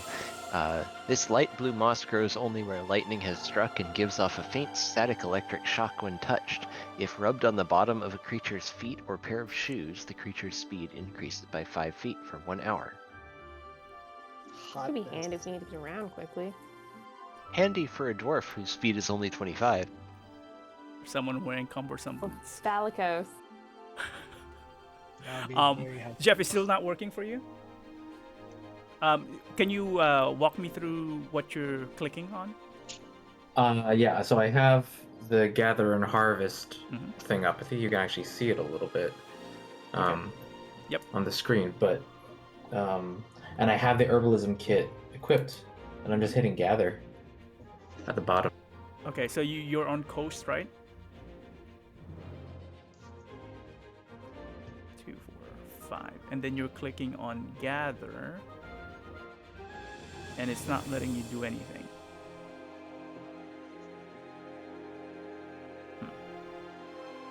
Did you equip your What's kit? it- Did you say? What's the red thing say? Yeah, what's the message? We can't read it. It says you do not meet the requirements to gather here. Missing herbalism kit. Oh, you do not gain the requirements. Maybe because it is nature that it's looking for. Give me a second. Hold.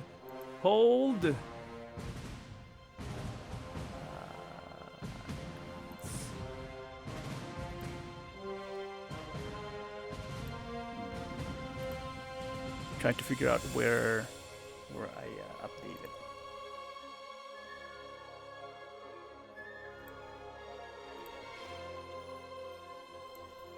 It probably is here.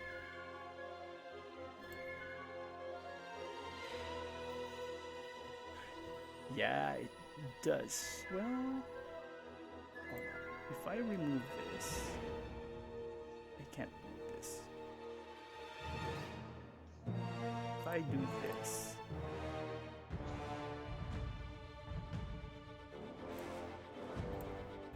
try it again. Would that work now? No.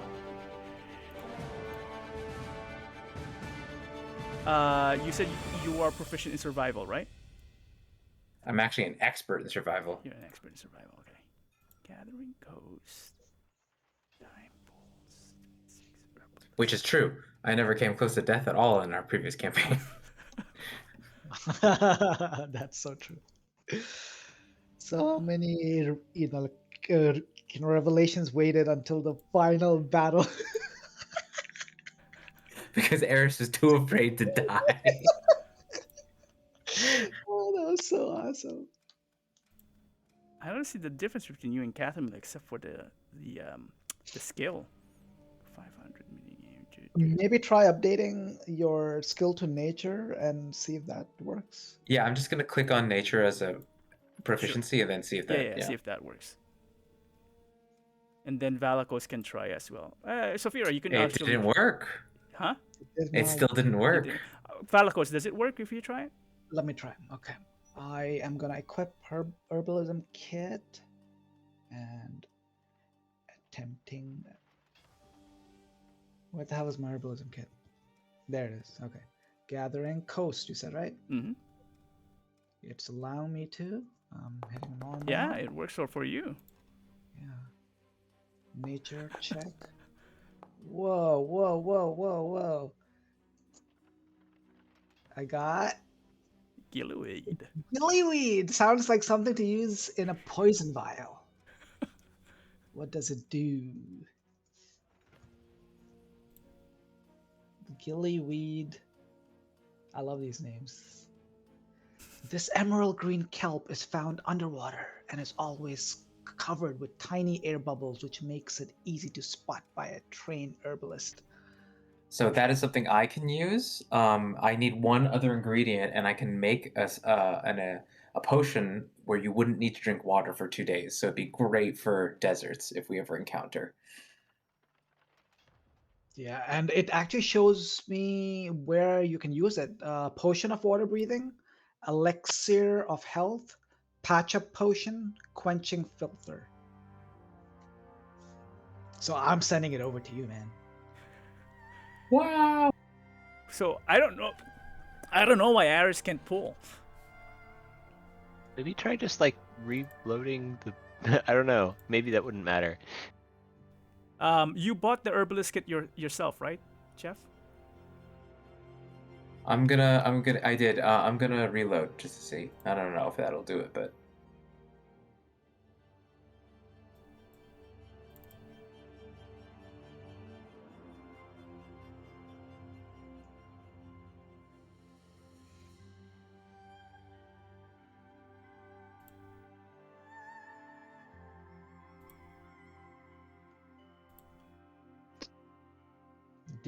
Blue, what have you done to us? Like, you're giving us more mini games. More? This is our first mini game. Well, in a way, like the Avatar's tools was a big ass mini game, dude.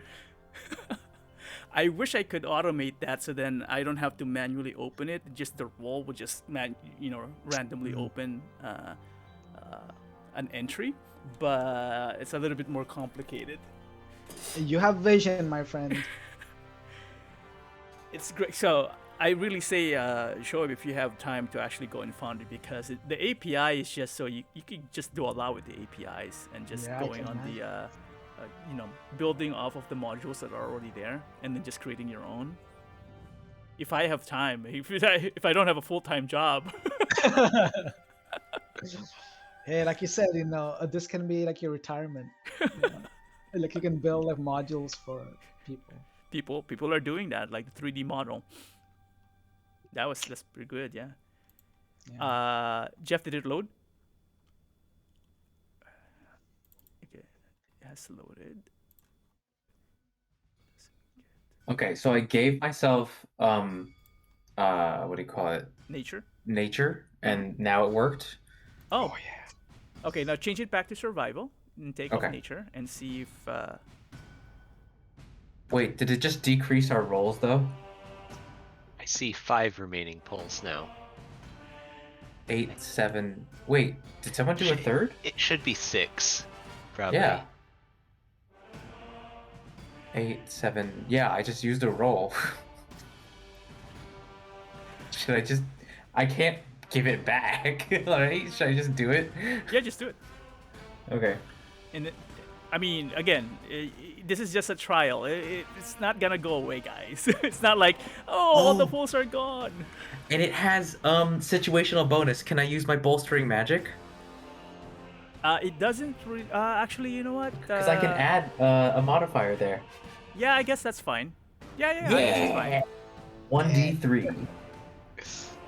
Which means all of you can do that too if I have the spots. And then I want Saphira to try it just to make sure it works on everyone, even if it's a ghost. Actually, you know what? You can roll for the urban one since no one's been doing the urban. Let's pretend that you did it in Baldur's Gate. Willow shade. Someone got a willow shade. That's actually exactly what I wanted. Oh. Great digestivating properties. Oh. It's used in a potion for petrification. Like to anti-petrify. Okay. I was like, I'm not poisons. That's Saphira's realm. I don't have any. I only have 3 poisons right now. None of them deal with petrify. Should I go ahead and try it? Sure. Yeah. So I put it on urban and then I hit gather. Yes. Oh, I'm getting the thing.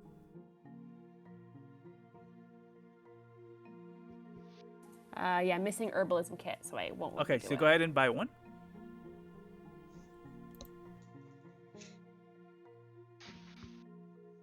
Can I try it one more time now that I turned off nature? Yeah. Cool. It worked this time. Okay, so it was just a browser thing then. Yeah. Okay.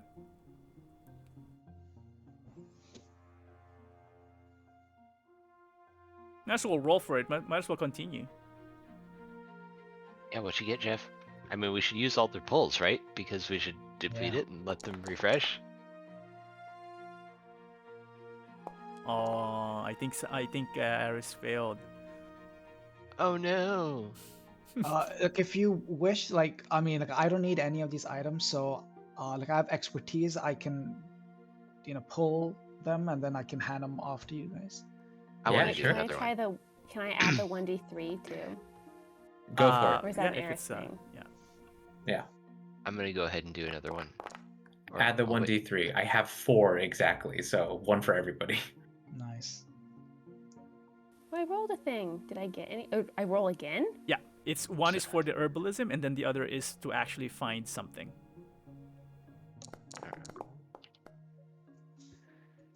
Ooh.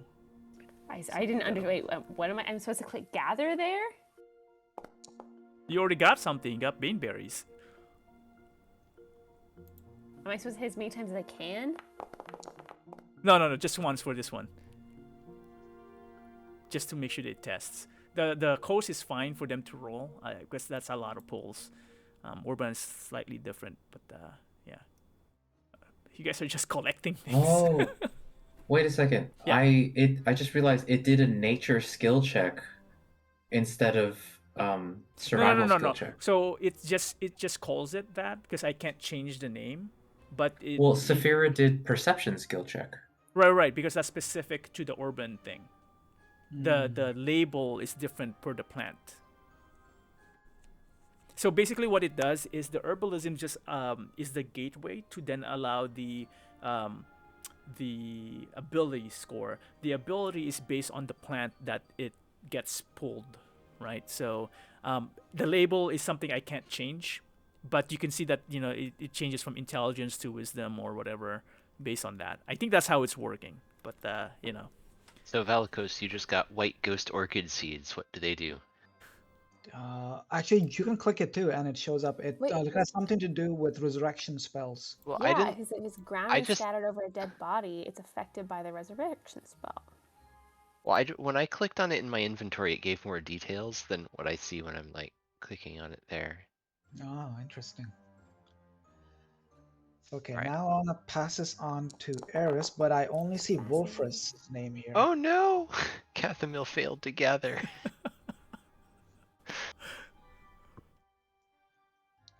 You squished it, Cathamil. She just stepped right on the whatever it was. You were pulling it and you accidentally pulled the stem and ruined the leaves. What's Baneberry, Saphira? It's very toxic. Ooh, can I use something with this?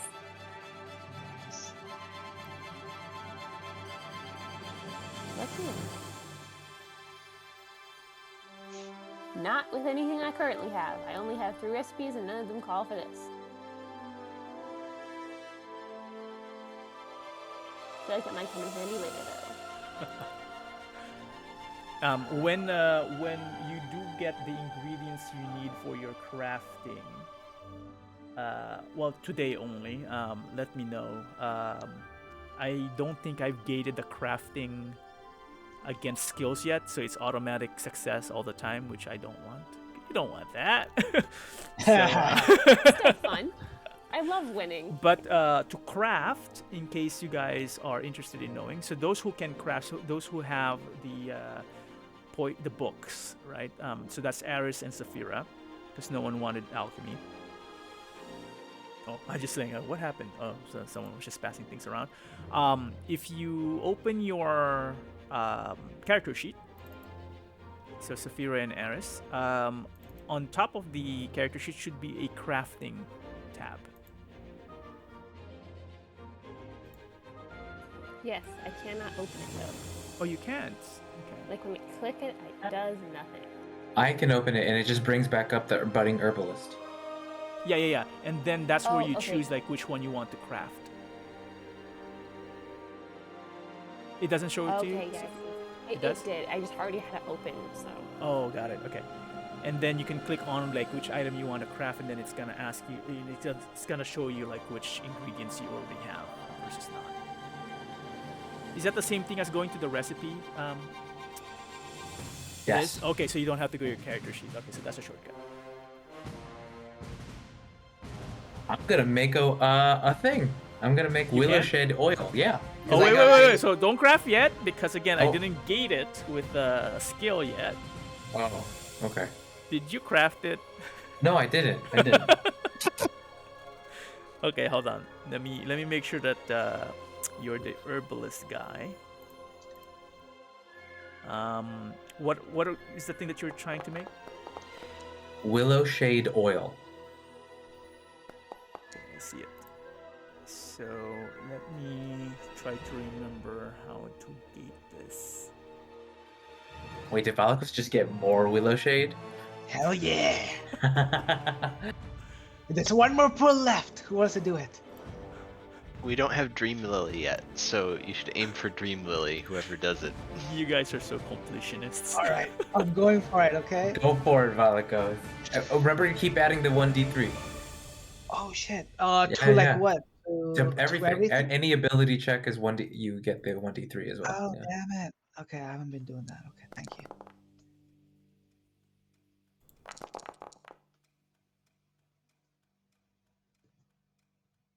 Dream Lily, what is this? A psychoactive liquid that smells and tastes like your favorite beverage. A creature under the effects of Dream Lily is poisoned for 1 hour. Saphira! While poisoned in this way, the creature is immune to fear. What? Is immune to fear, and the first time it drops to 0 hit points without being killed outright, it drops to 1 hit point instead. It's like a freaking death ward, and they're immune to fear. What? Sending it over. That's crazy. Yeah, you know what? Now Now that you read it that way, maybe it is overpowered. Hold on. Maybe I should. Whoa. It's not powered enough. no. Oh, look at that! It's wilting. Oh no! You already unleashed the beast. That's it. Oh, the server's crashing. The devs are resetting. There's a balance patch.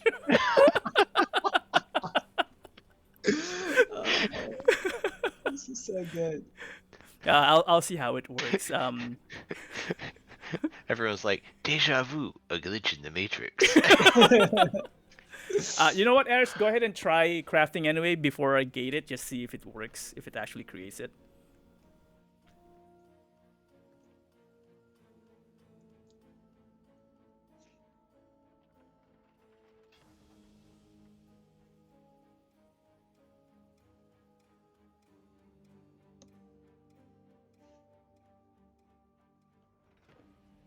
Look, Eris, I'm gonna send you vials. I have 18 vials. Look, I don't know if you would. I don't need them think they for- need it, but you know what? That's a good they idea. don't? Maybe I should add vials for potions as a Okay, requirement. something. It didn't work? Oh, what? Oh, can I do it? Yeah, go ahead. Just try one. Okay.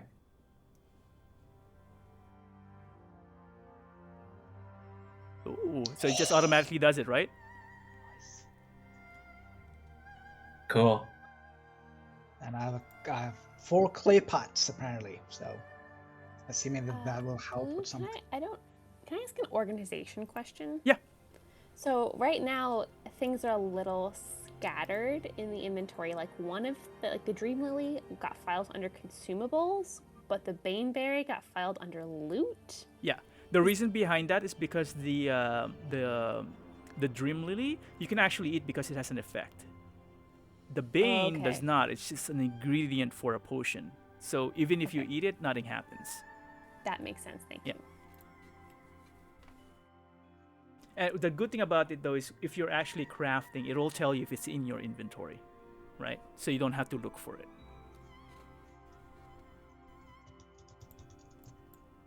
All right. I think that was the other. I wasn't thinking of opening up this crafting and foraging thing, as you can see, because it's not fully baked in yet, and I'm still trying to balance it. But because there's a travel time, and I think it's a good. It was a good time to kind of give a reason why you gain proficiency because you leveled up or whatever. So but because no one's taking alchemy, I would rather have someone do so. So I'll allow one of you to double dip and gain it. If anyone wants alchemy, I'll let you guys decide who gets it. Don't look at me. You decide between the 4 of you. On my screen, Shob's pointing to me. Yeah, that's what it looked like as well. Like, it's gonna be both. Yeah. But only one person gets alchemy. Did you want alchemy? I feel like it goes hand in hand with herbalism and or poison. That's what it feels like to me. I'm fine if you want to take it. Up to you guys. Or Yeah, I the would- other 2 who does not have any recipes yet can also obtain it. Yeah, unless you guys want to make some stuff. Making stuff might be fun. Novalicus will think, pass on that. Oh, well, So it would be sounds like nice. it's just between Kathmil and Eris then.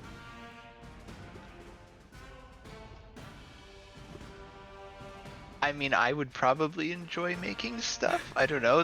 I don't have a way to make things yet. Sure, then you take it so you have a way of making stuff then. It looks like you really want it though. Like it seems like you really want it. unless you guys want to switch and the other do herbalism and the other do alchemy. I do feel like herbalism makes more sense on Kathmil than alchemy. We could switch, yeah. I'd be fine with that. So if you want herbalism and that, because you were a forager at some point. a Unless ranger. like you chose herbalism. I don't know if you prefer alchemy or herbalism. It was just because I'm low to the ground, so it feels like I'd be able to forage quite easily. I feel like you should take the alchemy. Okay. Wait, so what's the difference between an alchemy? Yeah, it's a what different is book. it? It's an Look, alchemist I book. don't-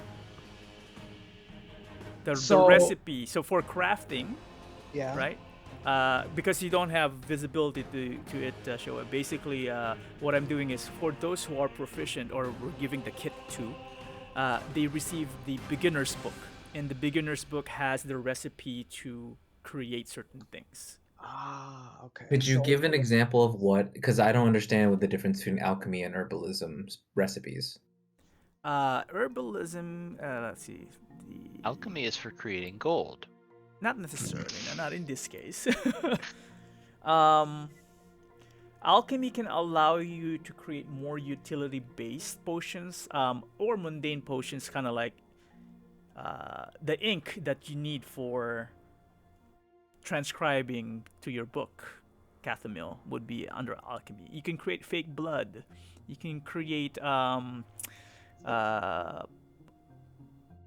is this right? I think it's right. Hold on a second. Let me check my recipe manager.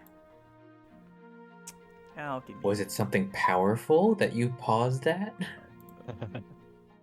I might be okay. So the beginner's book allows you to create alchemist fire, bottled breath, blasting powder, fake blood, smoke grenades, ink, Okay, absolutely. potion Absolutely, of that's climbing, Eris. That's Eris. Period. and sooth Yeah. salts. Okay, take it. Herbalism's yours. Fuck that shit. I'll be alchemy. Okay, hold on a sec. Let me do this. Wait, can Cathamil buy it and then we trade? Because I already purchased the herbalism kit. Just give it. Dude, it was Well, 5 gold. Oh, it's 5 gold. Sophia's like, It's 5 gold. we have so much gold. That's like twice the cost of a 2-person tent.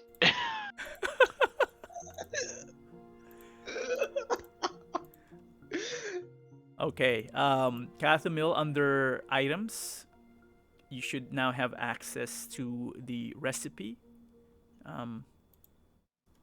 Items. Inventory? Recipe manager on the top right. So not on your character sheet, right? On Stack, the playlist, compendium. Wait, items. Oh, items. Okay. Recipe manager. Okay. you should have access to The budding herbalist. the budding and herbalist, yeah. And then Arash, you should now have access to the brewing alchemist. I just sent the book over the kit to you. I already have an herbalism kit. Now you Well, have 2. shit. Don't accept it. Deny. Denied.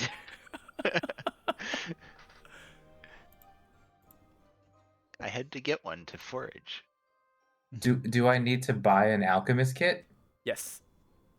Give it back to wait, you denied it or I did deny it. okay, so Aris should still have it. Because yeah, Aris, you would lose the ability to forage if you don't have a herbalist kit.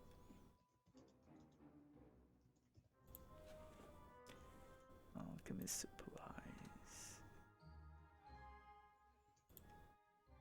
Is it alchemist supplies? Yeah, yeah, I believe so. But Saphira, I also have 2 acid vials. Do you think that's handy for you? I mean, if you're not gonna use them, I'll see if I can make something with them at some point, I guess. All right, sending them over.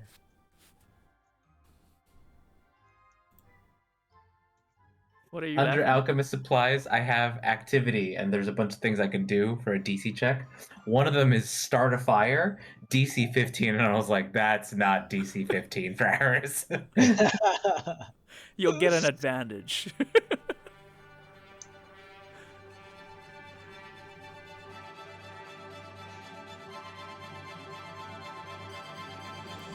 And yes, I see brewing alchemist now. Okay. So those are the beginner books. Each of you have beginner books.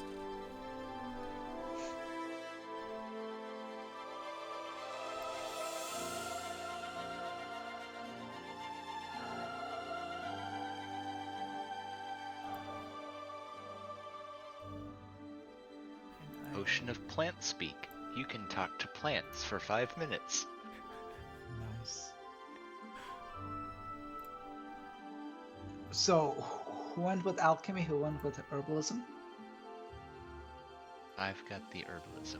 Okay. Aris is alchemy because there's fire that I can make inside of it. Hey, that's yeah, yep. That's you. And a smoke grenade. Oh man, that's gonna be so fun. Oh, So oh, some and items for alchemy are not forageable, but they are available in shops. So kind of like alchemist fire, I think needs a flask. Flask can be bought in shops.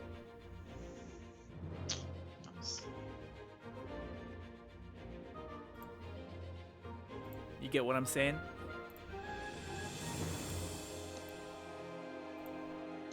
Yeah, I hear you.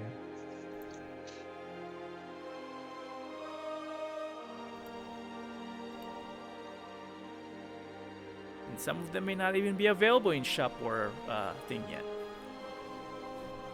So I can look up these things and purchase them? The flask? Yeah, Yeah. I suppose. There's just a flask of oil. What about fire peas? I don't think you can buy fire beads. I mean, some shops may actually have herbs that you're trying to forage. Maybe. Again, I haven't fully thought this out yet, so I'm just we'll see how it goes. We'll see how invested you are all in. Because if you are fully invested, then I'm gonna shut it down. If you're having too much fun, Yeah. then no. If we're crafting too much every session and the story's not going anywhere, you know what? I'm shutting things down. Hey Blue, Saturday, can I click on the gather button?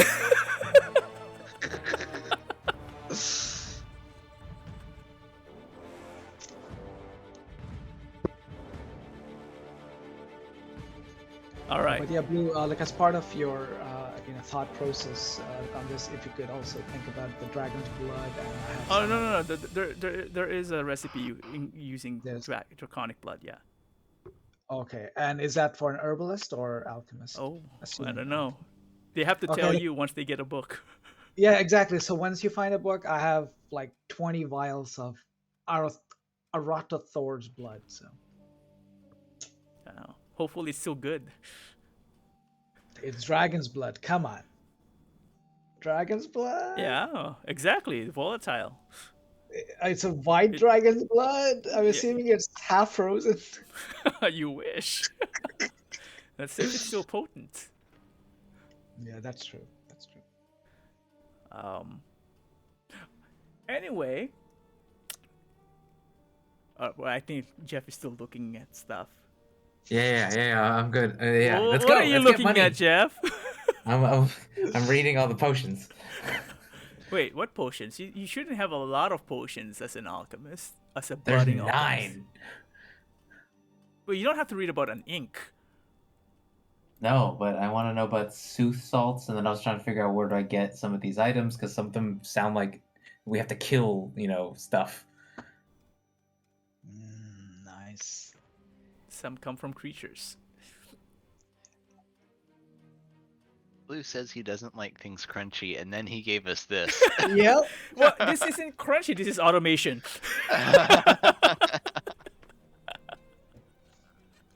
I'm trying to see where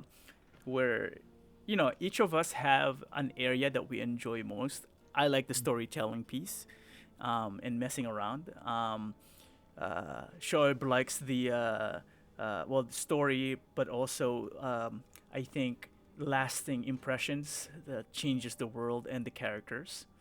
Sphera likes stories as well, but also Sarah likes fighting, and combat. Max, I'm still figuring you out, but you definitely like crunchiness. You definitely like playing around the system as much. Even though you try not to meta, I know, but in nature, you're still trying to figure out what's the optimal solution. So that's fine. And Jeff doesn't enjoy any of this at all. So I hate all of you. So I'm trying to balance it just to give a little bit of something. So I was thinking about you, Max, when I actually decided to add some of the modules here. It's like, what else can I add here that Max may enjoy great. more? But again, we'll see how it works out. So I'm trying to cater. So Max and Jeff, if any of you need any blood of I mean, howler's blood or troll blood or dragon's blood or harpy feathers. I have them. Valakos is a secret vampire. Yeah, I mean, like I've been hoarding all of these things as we kill like these item, these creatures. So No, they're mostly blood, is what I'm saying. that's that's true. I mean, because I don't want to carry like a skull around. Yeah, because that's more, right? Well, I Yeah. don't see any blood or feathers in the ingredients for my book so Oh. far. Boo-hoo. Just to give you an idea, so far, and I could always add more. I think it's just a lot of work. Wait a second. I just realized, Valkos, you sent everything to Wolfrus, not Aris. Oh, there was no option for Eris. Like it just showed like a Wilfred, so I thought it was. Oh, It's that's not. Yeah, it's in. It's all. I was like, where is all the stuff you sent me? I don't have any of it. So sorry. Yeah, let me see why. Yeah. See, I only see Wolfrus. I see Cathermill, I see Saphira, I see Bob, and I see Wolfrus as the 4 characters. I'm just gonna send them to myself. I think I can do that. I'm gonna test it out right now. Like send it to now Aris. you should be able to see Eris. Yeah. Okay. Let me try that. For future. Yes. Now I see Eris in my list. Don't blame the GM. It wasn't the GM. Nope, it was a module, man. That's Hold not good. on. So I'm gonna send them to Cathmill because now you're the herbalist. So, yeah. Okay. do you have access to Wolfrus, Jeff? I do. Yeah, Oh, okay, he's in okay. extras. I was Yeah. gonna do it myself, but okay, if you can do it, then that would be great. Okay, so I don't need to change this thing. Just release this character.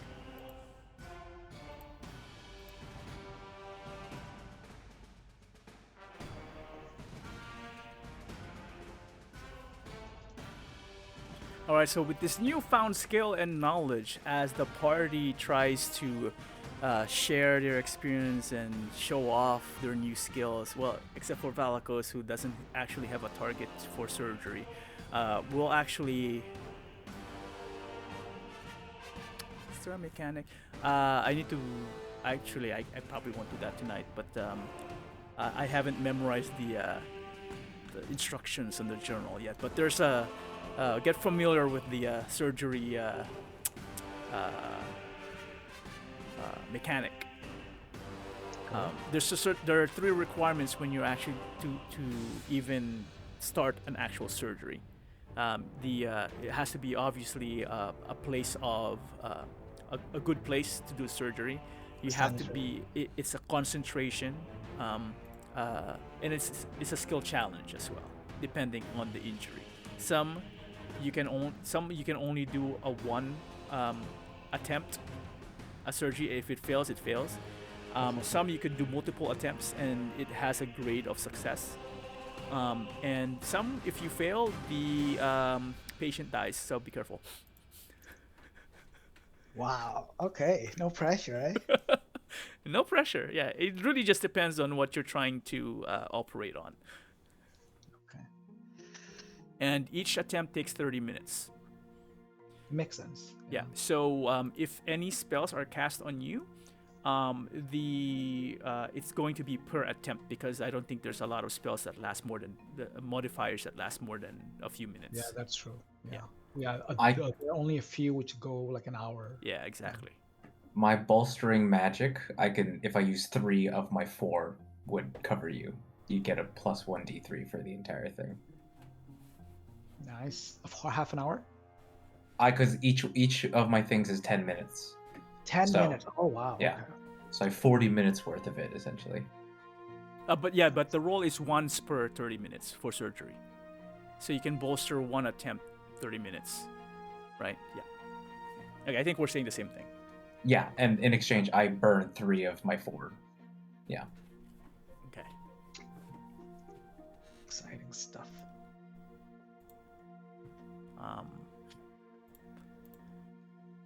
Okay, so Max, you said you have a hard stop at 11, so you wanna? Yeah.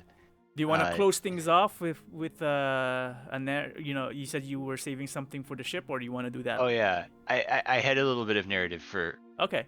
Cathamil for the ship. Okay. Maybe we should finish with that. Yeah. So let me just put the settings. So yeah, you got ready. You practiced your skills throughout the rest the downtime that you have. You chartered a ship. You are on the way to Baldur's Gate. Take it away. So it's like a couple days sailing on the ship, right? People probably don't have a lot to do, and I think Cathamilla is sleeping a little bit restlessly. Like her dreams, she has like these visions of the deep great old ones. Maybe she kind of recognizes them as the great old ones, but like it's not so much dreams as memories that are coming back to her, things that happened in the ice that she's sort of remembering. And she's starting to get a sense, she starts to have visions of a deal that was forged, and she starts to realize what happened. And so in that process, she realizes, like, she's like starting to realize she has some new abilities at her disposal. And so maybe like a couple days in, maybe one or 2 days before they arrive, she kind of takes an hour. She like lays out a bunch of candles in like maybe, taking a spot in the ship, just laying out some candles, and kind of sits down, and there's like she's doing this long ceremony. She's sort of, chanting and sort of meditating, and after an hour or so, and I don't know, maybe some of you guys are sitting around watching, maybe nobody really cares, I don't know. But I'm watching. All right, so after she's doing this for an hour, it's like she's kind of sinking into a trance and like contacting another plane. You see in front of her through wisps and sparkles, a book begins to materialize on the ground in front of her.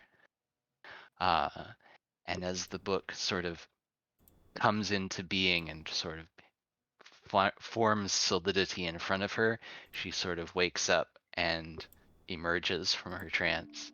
And she picks up the book and she stores it away in her stuff. What was this magical book? If you ask her about it, she would probably tell you. She would say that, oh, this is the Book of Shadows. Can you summon more books? No, she can summon. It is her personal Book of Shadows, maybe to be more specific.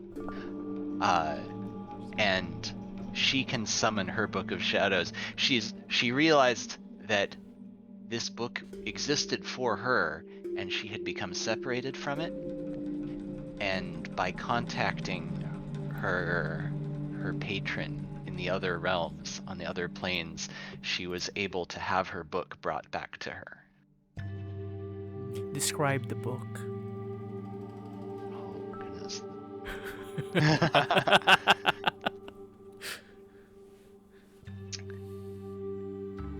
The book looks very old, but not worn. Like, the book has all of the designs and like the patterns upon it look ancient, but the book doesn't look like it's aged. It looks like it's in perfect condition, but it looks like it was formed, like there's no common languages you recognize on the surface. And if you were to open it up, you would probably see the whole book. If you were able to recognize the language, you would see that it's all written in the deep speech. And that is maybe you recognize some of the iconography on the book as references to like long past religions. but nothing about it looks modern in any way. It looks like something that was written by a civilization or a being that's in ancient history, like probably barely even remembered. Nice. Cathamil has her own Avatar's book, Valakos. Yeah. A personal. Marcos is a little jelly right now. Wow. So we'll end with the theme of the day. Everyone gets their own book or some sort. Everyone has an ownership of a book, which will expand some more. Eventually, the crafting I was thinking of, aside from just crafting potions, maybe we'll do some items as well down the line. We'll see the requirements, because I'm thinking that there might be a reason to do so if conditions are met. I'm not gonna say more than that because it may not come to fruition. It may not. We may not come to there. But however, When Blue gives you stuff, it's for a reason. Like, that's what I realized so far. Like, especially if it's giving us some powerful stuff like this, yeah, it means shit is getting real in the game. well, I figured too, because I did mention that healing potions and some of the things you can't rely on getting from other from shops right now reliably, because they have their own personal thing, and the world needs more of that. So I'm allowing you to be able to create at least some semblance of that. I think the herbalist kit, actually the beginner's kit, allows you to create simple healing potions, I believe. Am I right, Max? Is that on the list? Yes, there is a simple healing potion in your herbalist kit. So I think the more advanced one can also create better ones. So yeah, it takes mushrooms of some sort was the ingredient. Ooh, so Blue gave me blood felt mushrooms. I know it's not the same as the mushrooms, but can we assume it's those? Nope. This is a specific type of mushrooms. Yeah. Okay, like, Those I'll still mushrooms. send it over. Yeah. Those. Yeah. Send it over, because those other mushrooms, may be part of some other recipes Yeah, for other books. absolutely. Yes, red amanita mushroom is the one I need. I don't see if I could maybe. It's in forests and one other place, and I was looking. Look at you guys. You're gonna memorize it more than I do. It's like, where did I put this thing? Like swamps as well. Swamps, Jeff.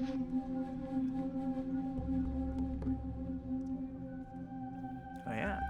So with that then, we'll continue on. So next session we will be, the party will be arriving at the Grey Harbor, if you remember where that is. Balakosh would know. And we will load back, I guess, Baldur's Gate, and see what you guys will do there for 2 days. If it will really be just 2 days. 2 days. Be on the clock. Like, or Sophia's gonna kill us all. But yeah, so at least I know what to prepare for next time. And next time will be, what is next week? The 11th? The 12th. Okay. I feel like I have something on the 12th. Sarah and I could do either Saturday evening or Sunday. Oh, I think the 12th is Lorena's birthday in a cicada. I can do early Saturday, or Sunday, then I'm okay Sunday. Or Friday evening, I guess, also works for me. I wouldn't be able to do Friday evening or Saturday morning, so it'd have to be for us Sunday. Okay, Wait, then what are we talking about? For next week, next session. If people Sunday can make it next week. The 13th? The 13th. The 13th. Yeah. I have something in the evening on the 13th. So that's going to be like 5 to 8 p.m. I'd need to double check the timing on that. I have a class that starts at 5 p.m. on that Sunday. Okay, so 5 p.m. So if anything, then if we are meeting next week, it will have to be Sunday morning-ish or afternoon. Yeah. Sunday afternoon, like noon to 4, I normally meet with my robotics team. Oh, okay. So maybe not next week then. Yeah, I'd have to double check if we are meeting next week, but we probably are. So yeah. Okay, so maybe we skip next week. And then the week after, I should be fine. Delusion is at 11, so yeah, the 19th, I'm fine if everyone's okay. Yeah, I'm fine on the 19th as well. All right. 19th. What was that? Saturday. Oh goodness. This Sunday might be better for me. I think. We just have to leave Kathleen behind. She can read her book. Oh. There is an event I was thinking of going to on that Saturday. Yeah. It would be in. Let's see. I think Sarah and I are so busy that Saturday. You are busy or you are not? We are okay. busy that Saturday, yeah. So the 20. So how about Sunday, the 20th? It would have to be evening, yeah. Sunday. Sunday evening. I mean, I'm Sunday fine with evening. that. The evening, the 20th, is probably fine for me. Yeah, I think. I don't see anything. Okay. What about you, show up? What day is this? 20th. Sunday. I'm good. So like in the morning or afternoon? Probably evening, guys, or Okay. Yeah. Sarah and Jeff are later than us, so if there's a specific time you'd rather have, we'll consider that. So what do you suggest? I guess later is actually better for us because we're going to be coming back from a drive. Oh, okay. So if y'all start at 6 p.m., that's 8 p.m. for us. I think we could even start at like 6, which is 4 for you. So as early as 4, what do you guys prefer? Shoaib and Max. I'm good with as early as 4. Yeah. Probably 5 for me. 5. Okay. So let's start at 5. So the 20th at 5 o'clock. Perfect. I'm booking it right now so I don't accidentally. I mean, weeknights in general, I have mostly free also. I don't know if you guys want to try for weeknights. Weeknights is a bit harder for me because my team is way busy here. So Okay. in the day and I'm tired. That's why I was scrambling today of like, I'm preparing. We didn't even get to any of my maps. By the way, I did prepare Baldur's Gate. That's why I was so totally fine. But the way, I also did prepare the Flying Fortress that crashed. So we have. That's what I'm saying. I'm totally fine if you want to do a one shot there because there is a scenario that I have prepared. That would be pretty dope. Yeah. Yeah. And it'd be cool if Morgan Hoke, like get back to it. It'd be fun. So and then there's a third one. I'm not gonna mention which one. I did prepare, and then one I did not prepare. I was hoping like, I hope they don't go there yet. stall. But anyway, now I know it's Baldur's Gate, so we're good. Gonna last a couple. Okay, so anyway, not next week, but the week after. And then after that, usually people get busy between Thanksgiving and Christmas, so I don't know if you guys still have time to meet, but we'll consider that. Just let me know what it looks like, because usually that's when we end the season. I don't even know how we're gonna end this season, if it's gonna be a big bang. Usually it is, but I don't know. We'll see. Who dies? Anyway, Hokreth crafts the Kathmil crafts the first healing potion. It turns out to be poison because she was reading Saphira's book instead, and someone drinks it. Anyway, that's actually something I was looking at, but it was more complicated. Like if it fails, it creates a different type of thing, but it's still described the same way. So yeah, that's a little bit more complicated. I didn't want to mess around too much because I already broke my foundry a couple of times where it wouldn't load, so I had to load my backup. Anyway, that all said, thank you all. I'll see you in a couple of weeks, if not sooner. Max, I'll see you mañana. Yeah. Thank you, boy. And have a safe flight. Have a good one, guys. All right. Yeah. All right, good night, guys. Bye-bye. Bye. Bye.